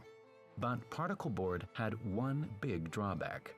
Regular screws simply turned particle board into dust without holding it together. And so IKEA had to come up with a stronger and simpler way of assembling its products. Instead of screws, it started experimenting with knockdown fasteners, special hardware used to connect two panels together. Many different types already existed, but they hadn't been perfected for particle board furniture. The most promising of these was the cam lock. By altering the thread size, the lock shape, and pre-drilling the holes, they could be screwed into particle board. Lock shapes are both a burden and a blessing. There's been a couple times where I had to go back and retighten them, but it's so easy to just retighten it. Just like light it up and boop, little flathead. Next time I'm probably gonna put some kind of glue or something on it, or some kind of wood glue. I'll figure it out, but the thing is that my current dresser, which is that I use like for it actually is from IKEA. I've had it for years. Board At without- this point, maybe 10 years at least, and it's finally starting to like fall apart. Or and by fall apart, I mean the edges are starting to like fray out. But 90% of that is because when I was first training my doggos, the little freaking doggos used to pee on the freaking thing. And so I had to clean it many times over the past few years. destroying it. The dowel would screw But that was into only the within, like, first the last panel 2 or 3 and years, slide right? straight into a corresponding For the most hole part, it was on great. the opposite panel. The lock would then be inserted into another pre-drilled hole, and by simply twisting it, it would lock onto the dowel and pull the two panels together. It was incredibly simple, and cam locks started appearing in every IKEA instruction manual. IKEA was on a roll, and it continued opening new stores all over the world throughout the 70s. That's when it realized that part of its success wasn't just due to the products, but the IKEA store itself. When the first store opened in 1958, it had a very unique design. Instead of multiple aisles where customers went straight to what they wanted, the IKEA store had a single path that weaved its way through a series of showrooms. Before customers could reach the checkout, And this was genius. I mean, not only did this like absolutely fill people with all kinds of inspiration to like see how they could potentially make their rooms, but because you saw these inspirations, there would be times where people bought entire sections, entire freaking rooms. they had to walk past every item in the store. With this maze-like design, customers became lost and disoriented, not knowing where the end was or how long they had left. They started to forget what they actually came to buy in the first place, and they became more open to impulse purchases. The IKEA store became an experience rather than just a store. And this And you can't forget the meatballs. I mean, they're freaking delicious. And the hot dogs, ooh! dramatically increased sales. Customers would enter to buy one thing and leave with much more. IKEA realized the Hey, effect facts though, because their plants are sometimes cheaper than other places. this had on people and continued opening stores around the world, leaning It's in literally a knick-knack emporium. to its maze-like layout. But to supply their ever-growing business, they needed wood, and lots of it. At the time, Ew. IKEA was getting Don't we all, right, ladies? Ew! most of its wood from suppliers in Poland. But whenever the suppliers upped their prices, it put IKEA's already cheap products in a tough spot. The solution was to make the same products, but by using far less material. And so IKEA set its designers a task: make a table with a price that no competitor could even come close to matching. The key was in the hexagon. It might not seem like it, but this shape holds special qualities seen throughout nature that maximize And actually, this exact same design is the one that they used on those, that they use on the, what is it, the Olympics. strength and minimize weight. Other shapes could be used, but all of these end up with straight paths where a single force could be sent through and break the structure. With hexagons, each wall is 120 degrees apart, and so incoming forces get spread more evenly throughout the structure, making it incredibly strong. Most importantly, it achieves this strength using less material than any other shape. This idea had already been used in planes, cars, and ships to make light. And again, I mean, you really have to think about it. There is no better teacher than nature itself, right? Bees have been making this freaking structure for years and years and years, and of course, it's just, it's flat out just an incredibly strong structure. Lightweight metal walls. IKEA took it and turned it into paper. First, a machine would turn rolls of paper into a honeycomb structure and place it into a sturdy particle board frame. Then, the honeycomb would be glued and sandwiched between two thin particle board sheets. The result was a super strong and lightweight tabletop that looked just like wood while using only a tenth of the material. On top of that, since everything was made from And I'm gonna say it right now. At my peak, fat, like 470 pounds, damn near. That thing held me. So you can't, like, that is some freaking amazing freaking strength, bro. That shit engineered works. wood and paper, recycled materials could be used at scale. Thanks to this amazingly strong and efficient design, IKEA achieved its goal, and the table went on sale in 1981 for $9.99. It was an instant hit, selling millions in its first year. But throughout the 90s, labor and material costs started to rise once again, and the lax $9.99 price tag was in danger. The only thing left to optimize was the legs. The honeycomb method didn't fit inside, and so they were still being made from solid wood. But with tens of Definitely not the case anymore. And the one that I had definitely was not straight wood. The legs were hella lightweight too. millions of legs being made every year, a small improvement could save IKEA a lot of money. It tried switching to plastic legs, but over time the plastic would discolor and end up looking different from the top. And so, together with its Polish manufacturers, IKEA developed a brand new machine that could accurately fold thin particle board around two wooden blocks. The end result was a virtually empty leg that could be made almost completely autonomously. It may not be the prettiest or most impressive looking table, but it's the perfect example of how IKEA's quest for efficiency helped make furniture accessible to everyone. Thanks. Yeah, this I'm telling you, the reason why it's actually incredibly odd how I didn't expect the entire like video to be around this one little table, and I have so much experience with it because there was a time when even my job was like, we're throwing the table away, and I'm like, dude, this table is epic, like I want it, and I kept it, and like honestly, if my folks didn't take it outside and let it get ruined in like the water, which it didn't even ruin it, to be completely honest, but my family like just didn't have anywhere else to put it, didn't want it, didn't need it, didn't anything. I frankly wanted to keep it, but since it was already kind of ruined as well, I think there was a hole in it too, probably from one of the kids doing something with it. But I think we like eventually just took out all the metal parts and just like burned it all in like a fire, like a bonfire.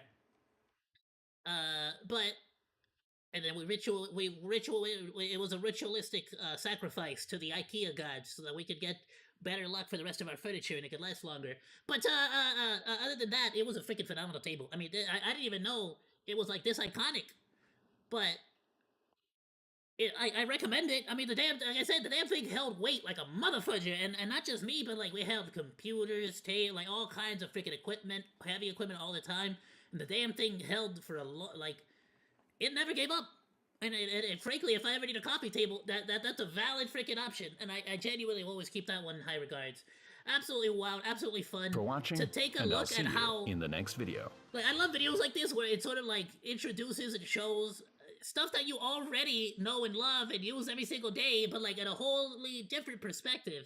Super cool and just a phenomenal way to really appreciate the smaller things. I say smaller things as if furniture is not a major commitment and a huge freaking price hike right nowadays. Modern. But it sort of shows how like these tiny you know, you sort of look at this coffee table, it's like, it's a $10 coffee table. Like, what the... But it's like, if it wasn't for all these incredibly intelligent and like, engineering marvels that we've created, we wouldn't... Like, this table would be such a much bigger deal, but if anything, it should be a bigger deal because of how simplistic and how cheap and reliable and just, like, efficient it really is, you know?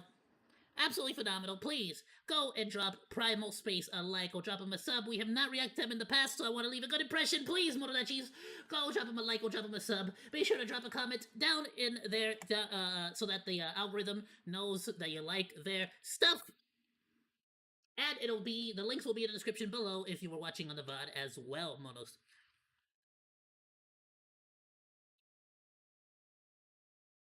Alright, frankly, this one's just for me. This one's just for Monke. You guys might not, you may like this, you may not like this, I don't know, depending on how you guys react to this. We might do more educational space stuff in general. Heyo, Backdoor Hunter.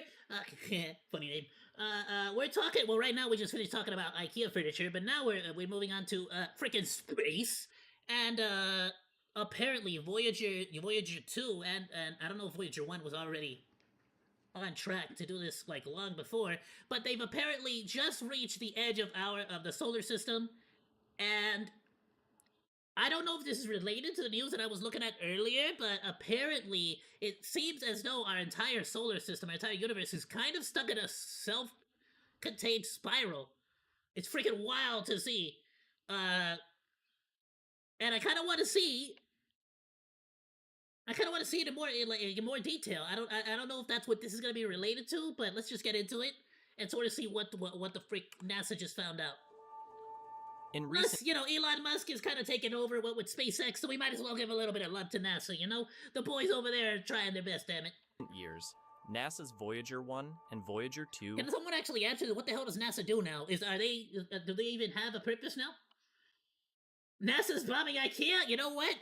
You never know. Lately it's been feeling like literally the movie Idiocracy is happening in real life. So pretty soon we might actually start seeing corporation wars.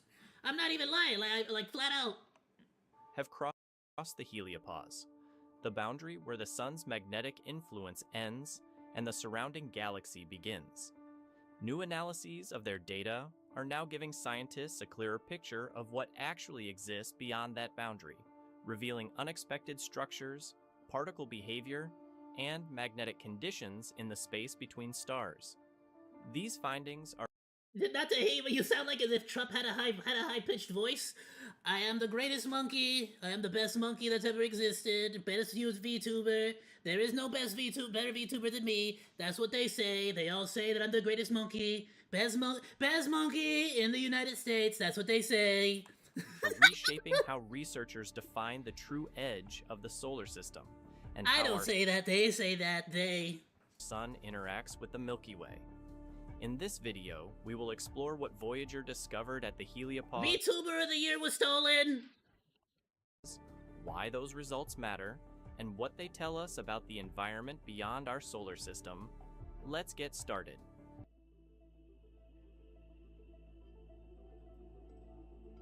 So it is actually a bit insane to think about Voyager 1 the and idea that our entire solar system is genuinely its own self-contained sort of thing, and that potentially we're separated from the rest of the universe, which kind of makes you wonder, is there a reason for that, or is that just sort of how it happened, naturally? Voyager 2 were launched in 1977 to explore Could you the imagine if outer a bunch of aliens just, like, cut us off from them, because they're like, yeah, they're not really, like, advanced enough. planets. But their most valuable contribution came decades later, far beyond the orbit of Neptune. As the spacecraft traveled outward, they entered a region where the flow of charged particles from the sun, known as the solar wind, slows down as it encounters the surrounding interstellar medium. This interaction forms a vast bubble around the solar system called the heliosphere. The outer And bound while it is technically a bubble, the entire thing is sort of like spinning. So it's a consistent spinning sphere. It's not like a perfect circle. It's always spinning, similar to like the images we always see of the galaxy. boundary of that bubble is the heliopause. It's just that When it's in every Voyager 1 direction. crossed this boundary in 2012, its instruments recorded a sudden drop in particles coming from the sun, and a sharp increase in high-energy cosmic rays arriving from outside the solar system. These changes confirmed that the spacecraft had moved into interstellar space. Voyager 2 later observed the same transition from a different direction, providing a second, independent set of measurements. What made these Which is awesome, right? Realistically, I don't know if it's better to do like the triangulation type shiz on like the X, Y, and Z axis, or what would be better. But I'm just gonna say this, and it has nothing to do with the educational part of this, but I am a firm believer that these Voyagers are gonna get picked up by some alien race. They're gonna figure out where they came from, and they're gonna invade us and annihilate us. I'm not saying that that's gonna happen. I'm just saying it's a possibility, and we should really call these things back, or figure out some kind of way to bring them back. Like, at least until we figure out how to, like, get, like, spaceships that we can use to defend ourselves. Or, like, at least some, like, planet cannons so we can, like, shoot into space. You know, like, in case we get invaded. Or something. crossings, especially Like, all I'm saying is, when it comes to space warfare, I'm pretty sure it's not even gonna be weapons. We're just gonna figure out how to, like, change the trajectory of meteors, and then, like, launch them at each other from, like, galaxies away. Earth versus Mars, and we just, like, sort of hurl meteorites at each other. Like, that's how I imagine space warfare being. I don't think it's gonna be like Star Wars. Because all you have to do is hit one planet with one meteor, and it wipes out the entire race and like everything. So, if we don't got cannons to like stop the meteorites from hitting our planet, maybe we shouldn't be sending out signals like, "Hey, everybody, we're right here. Look at us." You know, it's like you wouldn't go into a PvP server and like start shouting at the top of your lungs like I'm right here. I'm nice. I'm level 1. I'm level 0. Important was not just that they happened, but what they revealed about the nature of the boundary itself. Scientists had expected a wide, chaotic transition region where solar and interstellar particles would mix gradually. Instead, Voyager detected a relatively narrow zone where conditions changed quickly and decisively. On one side, the plasma environment... That does make more sense to me, though, right? Because space is like the ultimate emptiness.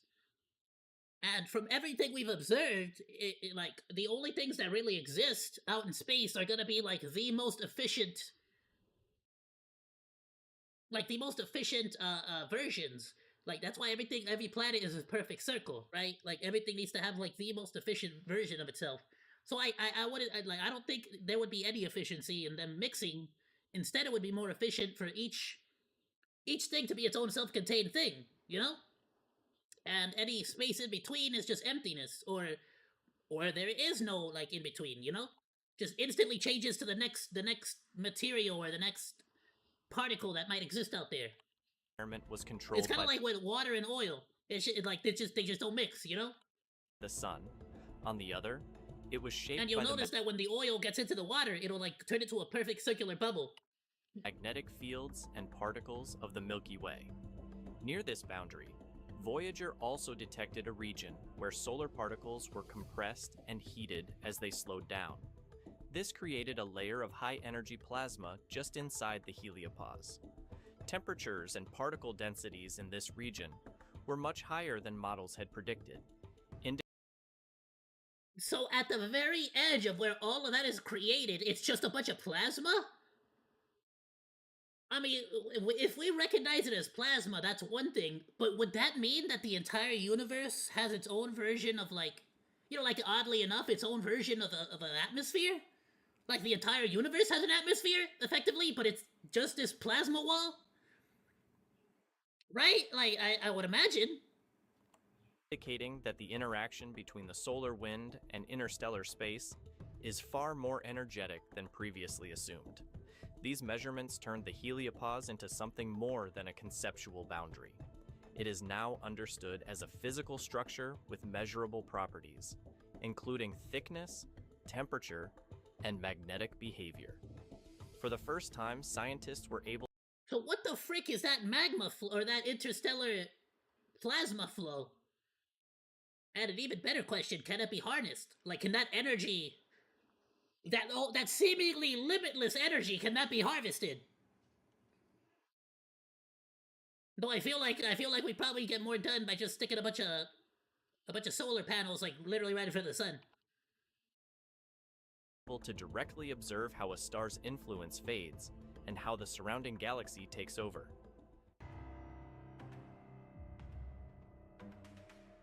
The heliopause is not just a line in space. Like, I genuinely think that we should start, like, I feel like we should start putting, solar panels, like a giant network of solar panels around the sun, so we can start creating, like, a dinosphere. It is part of a protective system that shields the solar system from a significant fraction of high-energy radiation that fills the Milky Way. Galactic cosmic rays, which are produced by distant supernova explosions and other energetic events, travel through interstellar space at nearly the speed of light. The heliosphere deflects... Oh, damn! So all that stuff is like blown up planets! It's like the remains! Oh, wow! It's like literally just the aftermath of a bunch of freaking, like, outer interstellar explosions. Many of these particles, reducing the radiation that reaches the inner planets. Voyager showed that this shielding effect is sharper and more structured than expected. As the spacecraft crossed the heliopause, the number of galactic cosmic rays increased rapidly, while solar particles nearly disappeared. This confirmed that the boundary acts as a filter, separating two very different radiation environments. Prior models Okay, so it is kind of like another. It is kind of like our universe literally has its own atmosphere. Quite literally, it's a filter. predicted that the sun's magnetic field and the galaxy's magnetic field would meet at the heliopause at And of different course, I know it's not an atmosphere, right? There's different there's different words for the different like spheres, but you get what I mean. angles, creating turbulence and twisted field lines. Instead, Voyager found that the magnetic field direction on both sides of the boundary was more similar than expected. This suggests that magnetic fields may be connecting or reorganizing themselves in ways that are not yet fully understood. Plasma wave instruments also revealed that the density of the interstellar medium is higher than scientists had estimated before Voyager's arrival. This I mean, this actually does bring up a big question about how exactly magnetic fields work if they're seemingly reacting the exact same way, even in entirely different environments. Like, that's kind of absurd to think about. means the Milky Way exerts You don't think more about magnetic waves to such a degree on Earth, right? pressure on the heliosphere than previously thought, helping to explain why the sun's protective bubble is Like we compressed. don't I understand that, yeah, we use compasses as like our most like that's like a planet on a planetary scale of like magnetism, right? Like it's absurd to think about when you really sort of break it down, but you don't think about it on a more not interdimensional, but like on a more on a universal scale, I guess. in some directions and stretched in others. Together, these observations indicate that the heliosphere is not a simple, spherical shell. It is shaped by the balance between the solar wind and the surrounding galactic environment, producing a complex magnetized boundary that changes over time. Voyager has provided the first direct evidence needed to test and refine these models, replacing decades of speculation with real data. And I mean, theoretically, for right, wind would that and- mean that whatever this direction is, would that be what? Would that be the start of the universe, or would that be the end of the universe, right? 'Cause, I mean, theoretically, what, would we be pushing that way, or are the winds technically pushing against us? Right, we don't know, we don't have a point of reference here besides our own planet. In the surrounding galactic environment, producing a complex magnetized boundary that changes over time. Voyager has provided the first direct evidence needed to test and refine these models, replacing decades of speculation with real data.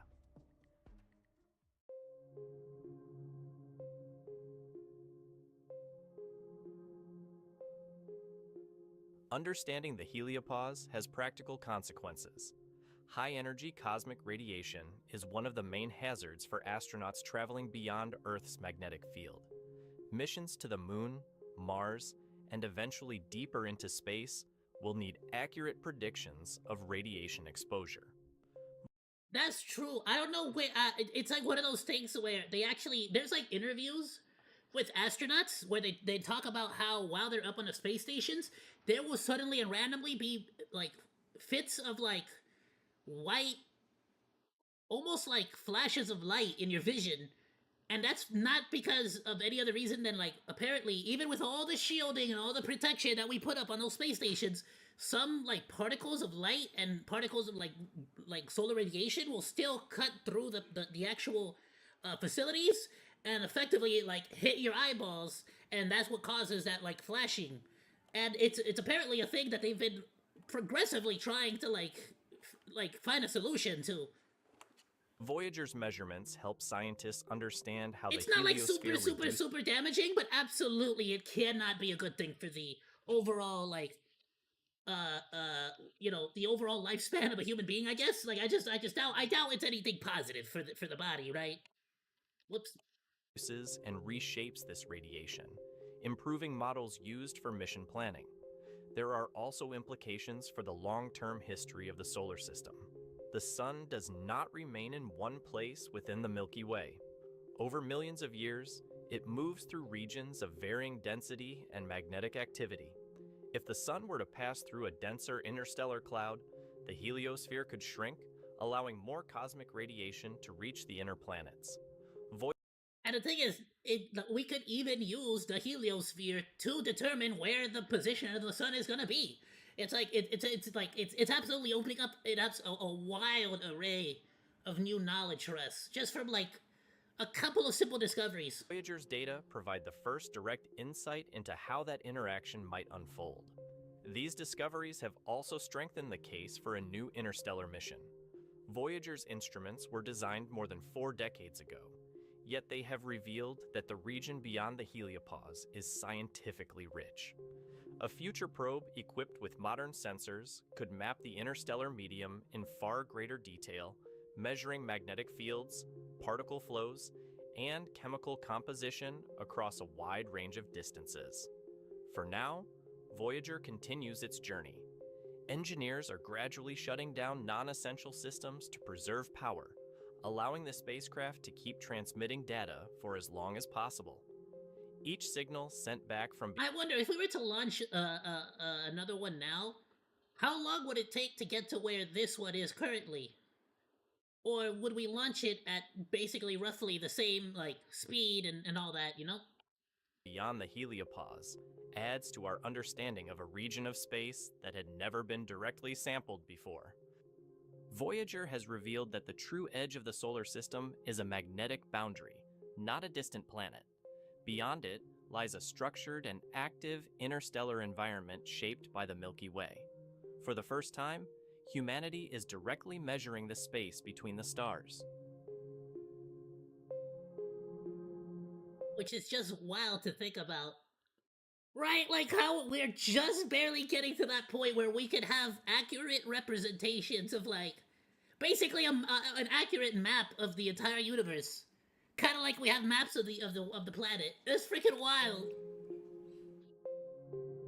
You know, because like it's like the whole thing of like how maps, like old maps are like, well, they were made very crudely, but now every single time we remap the maps, they look even more different because the more accurate they get, the more sort of like curves and tiny details we can get accurate and correct, you know?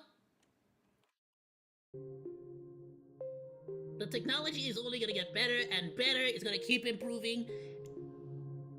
I can only hope I am one of the few people that is ever going to be able to witness any of the actual, like, more extreme and far-reaching, positive consequences of this kind of information being learned about. I would be happy if at least once in my life I could go visit Mars. I think from like reports, supposedly it would like with the modern equipment we have now, it would be like a 4 or 5 month journey just to get there. You know, I would love to be able to visit Mars at some point in my life. That would be amazing. And then I could come back home and you know actually live where all the Wi-Fi and stuff is because you know I like that. I don't know if I'd give up my comforts, but I definitely would like to visit. It'd be cool. What a freaking phenomenal video. Please go drop a like, go drop a sub to NASA Space News.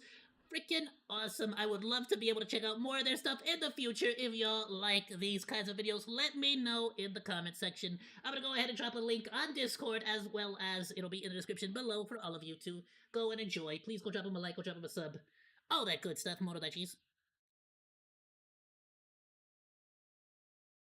Okay, we're gonna end this particular stream with a nice, cool little something. This was more funny than anything else. And then we're gonna go ahead and get into some Dying Light, the Beast. So let's get right into it. This will be the last video for this stream. I wanted to check out this Enfield video, but it's 22 minutes. I'm probably gonna check this one out either on my own or we might check it out tomorrow because we're probably gonna, if there is a time to play Enfield, I'm probably gonna play it tomorrow anyways. So I don't want to forget the information today, you know? More than that, Chase, I have no idea where this character came from, but I just suddenly started seeing her pop up everywhere, and I wanted to find out more about it. So let's get right into it. I don't know who this is, but she's adorable as hell, and apparently people really like this like little chibi. But the game that it actually came from got canceled. So let's go ahead and check it out.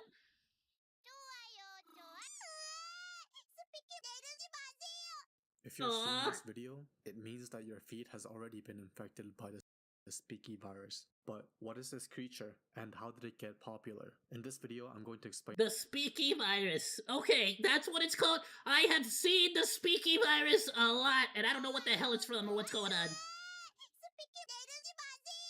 That's so sad. I love it. It's so cute though. Look at it.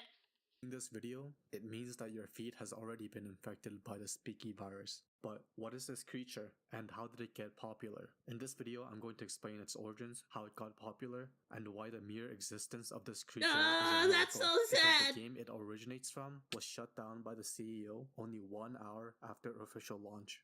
This is Speaky. 1 hour after its official launch, the CEO shut down the game. No wonder I never heard about it. A character from a game called Trickle Chibi Go. Wait, doesn't that say Revive?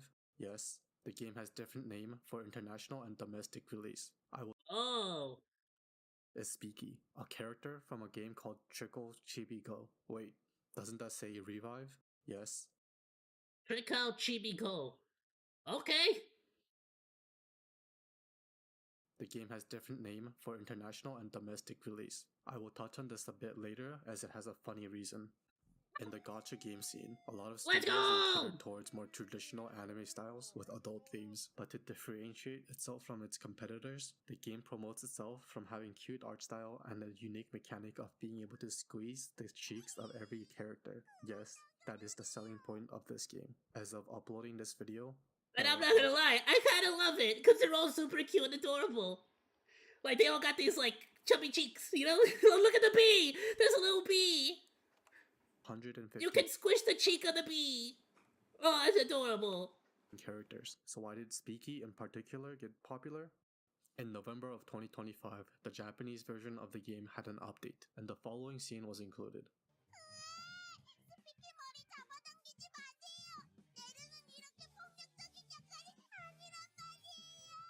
Is it just me or is this video in particular, like, kinda low?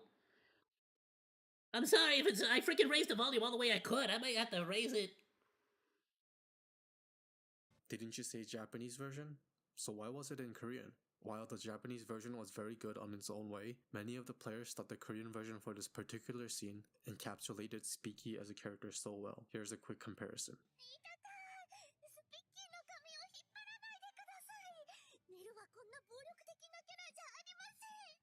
After okay, the I update see. went live, many of the Japanese players shared Yeah, Speaky. no, the Korean one is like... I love the Korean one a lot more. It's way cuter.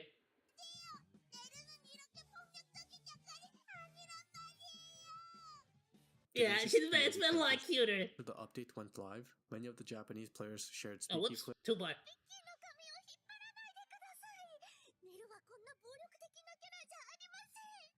After the update went live, many of the Japanese players shared Speaky clips across social media, gaining mass traction. It wasn't until some users rediscovered an older shorts by a YouTuber named TrickAtYouTube.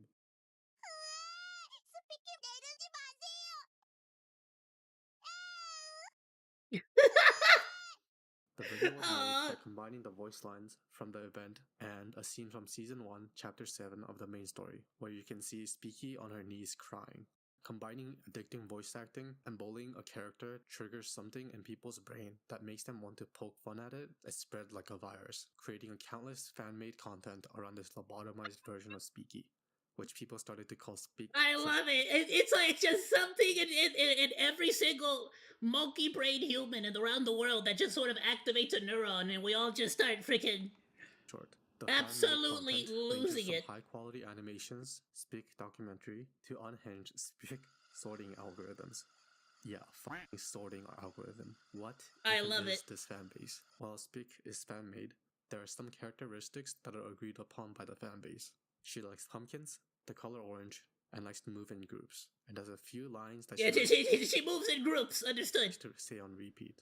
Okay, now that you know where and how it originated and why it got popular, but remember when I said it was a miracle that Speaky existed? That's because the game died before. Let me explain. The initial launch of Trickle was a disaster. There were way too many problems with the game's systems and management. Epic Games, the studio Oh, behind damn. Trickle, went into total lockdown mode, and a few hours later, the management announced the game will be going back into development and officially ending its service. Out of all this chaos, there was only one good news for Epic Games. It's that people still like the characters and the IP has potential. And with that certainty, they went back into development. In an interview with the CEO, in his mind, he... Dude, I would love to see if they actually, like, pop off because of this freaking meme. Like, if they really push into the meme, I feel like they have a lot of potential here, but you gotta come back with the game really polished. But keep the adorables, like the characters adorable and kind of goofy. Like, you know, don't try to take it already too. made a decision to end service an hour into the official release, but spent hours trying to convince the rest of the investors and the team. Because game development is very costly and the CEO was running out of funds, he put his mortgage as collateral and started borrowing money from acquaintances and friends at a 20% interest. I wish I had this kind of certainty in life. After hiring a new producer and a year and a half Bro, later, I wish I had that kind of confidence in life. they released Trickle Revive. Revive being fairly obvious why it is called that now. They were able to pull a complete 180 by listening to criticisms and fixing their mistakes. Oh, So wow, rather than that's trying to fix amazing. a game while it's in service, I think it was a smarter call to take the game down and solely focus on development. Seeing the massive popularity of Spiky, the game devs themselves also decided to embrace Speak and posted official animations. It's always nice to see devs That's interacting with freaking the community. hilarious. That's it for this video. We absolutely should check out some of those. Oh, and when I was researching about this game, I saw this character. I'm sorry. I'm like certain this wholesome, cute-looking game was created by a bunch of perverts. Oh, by the way, this I mean, yeah, that's probably a fact. is what Speaky's voice actor can sound like in other roles. So, somebody had a thing for Groot. Somebody had a thing for Groot from the Marvels, right? That's gotta be... Like and subscribe. Absolutely phenomenal video by Rako. Please go drop him a like, go drop him a sub. I freaking loved it. I genuinely didn't know a single freaking thing about the character, but I saw the memes. It was freaking hilarious. I loved it.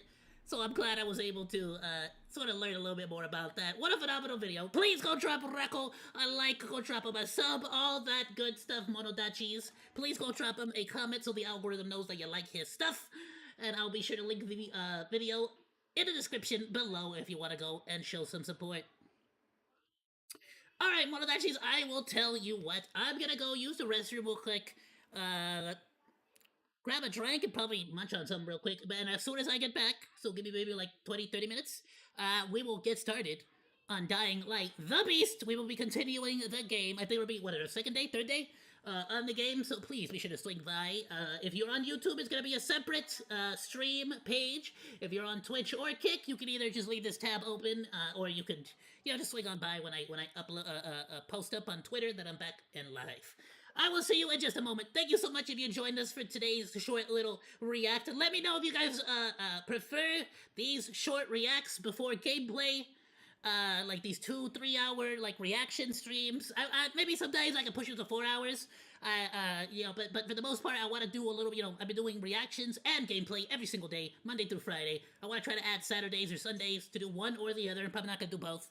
But this way, let me know if you guys prefer these shorter VODs that I can post up and you guys can enjoy every day. Or if you guys, regardless, I'm always gonna upload the videos separately, like cut them up and put them up on VODs. But let me know if you guys prefer this or if you want me to go back to my like really long, like 8-hour freaking reaction streams. I like both. That way we never get tired of one thing or another, But let me know. Thank you all so much for joining me. Have yourself a wonderful rest of your day, night, morning, evening. If you don't, come back later on. I hope you have yourself a wonderful rest of your day, night, morning, evening, whatever it happens to be, wherever you happen to be. Goodbye, and thank you so much for swinging by. Saru!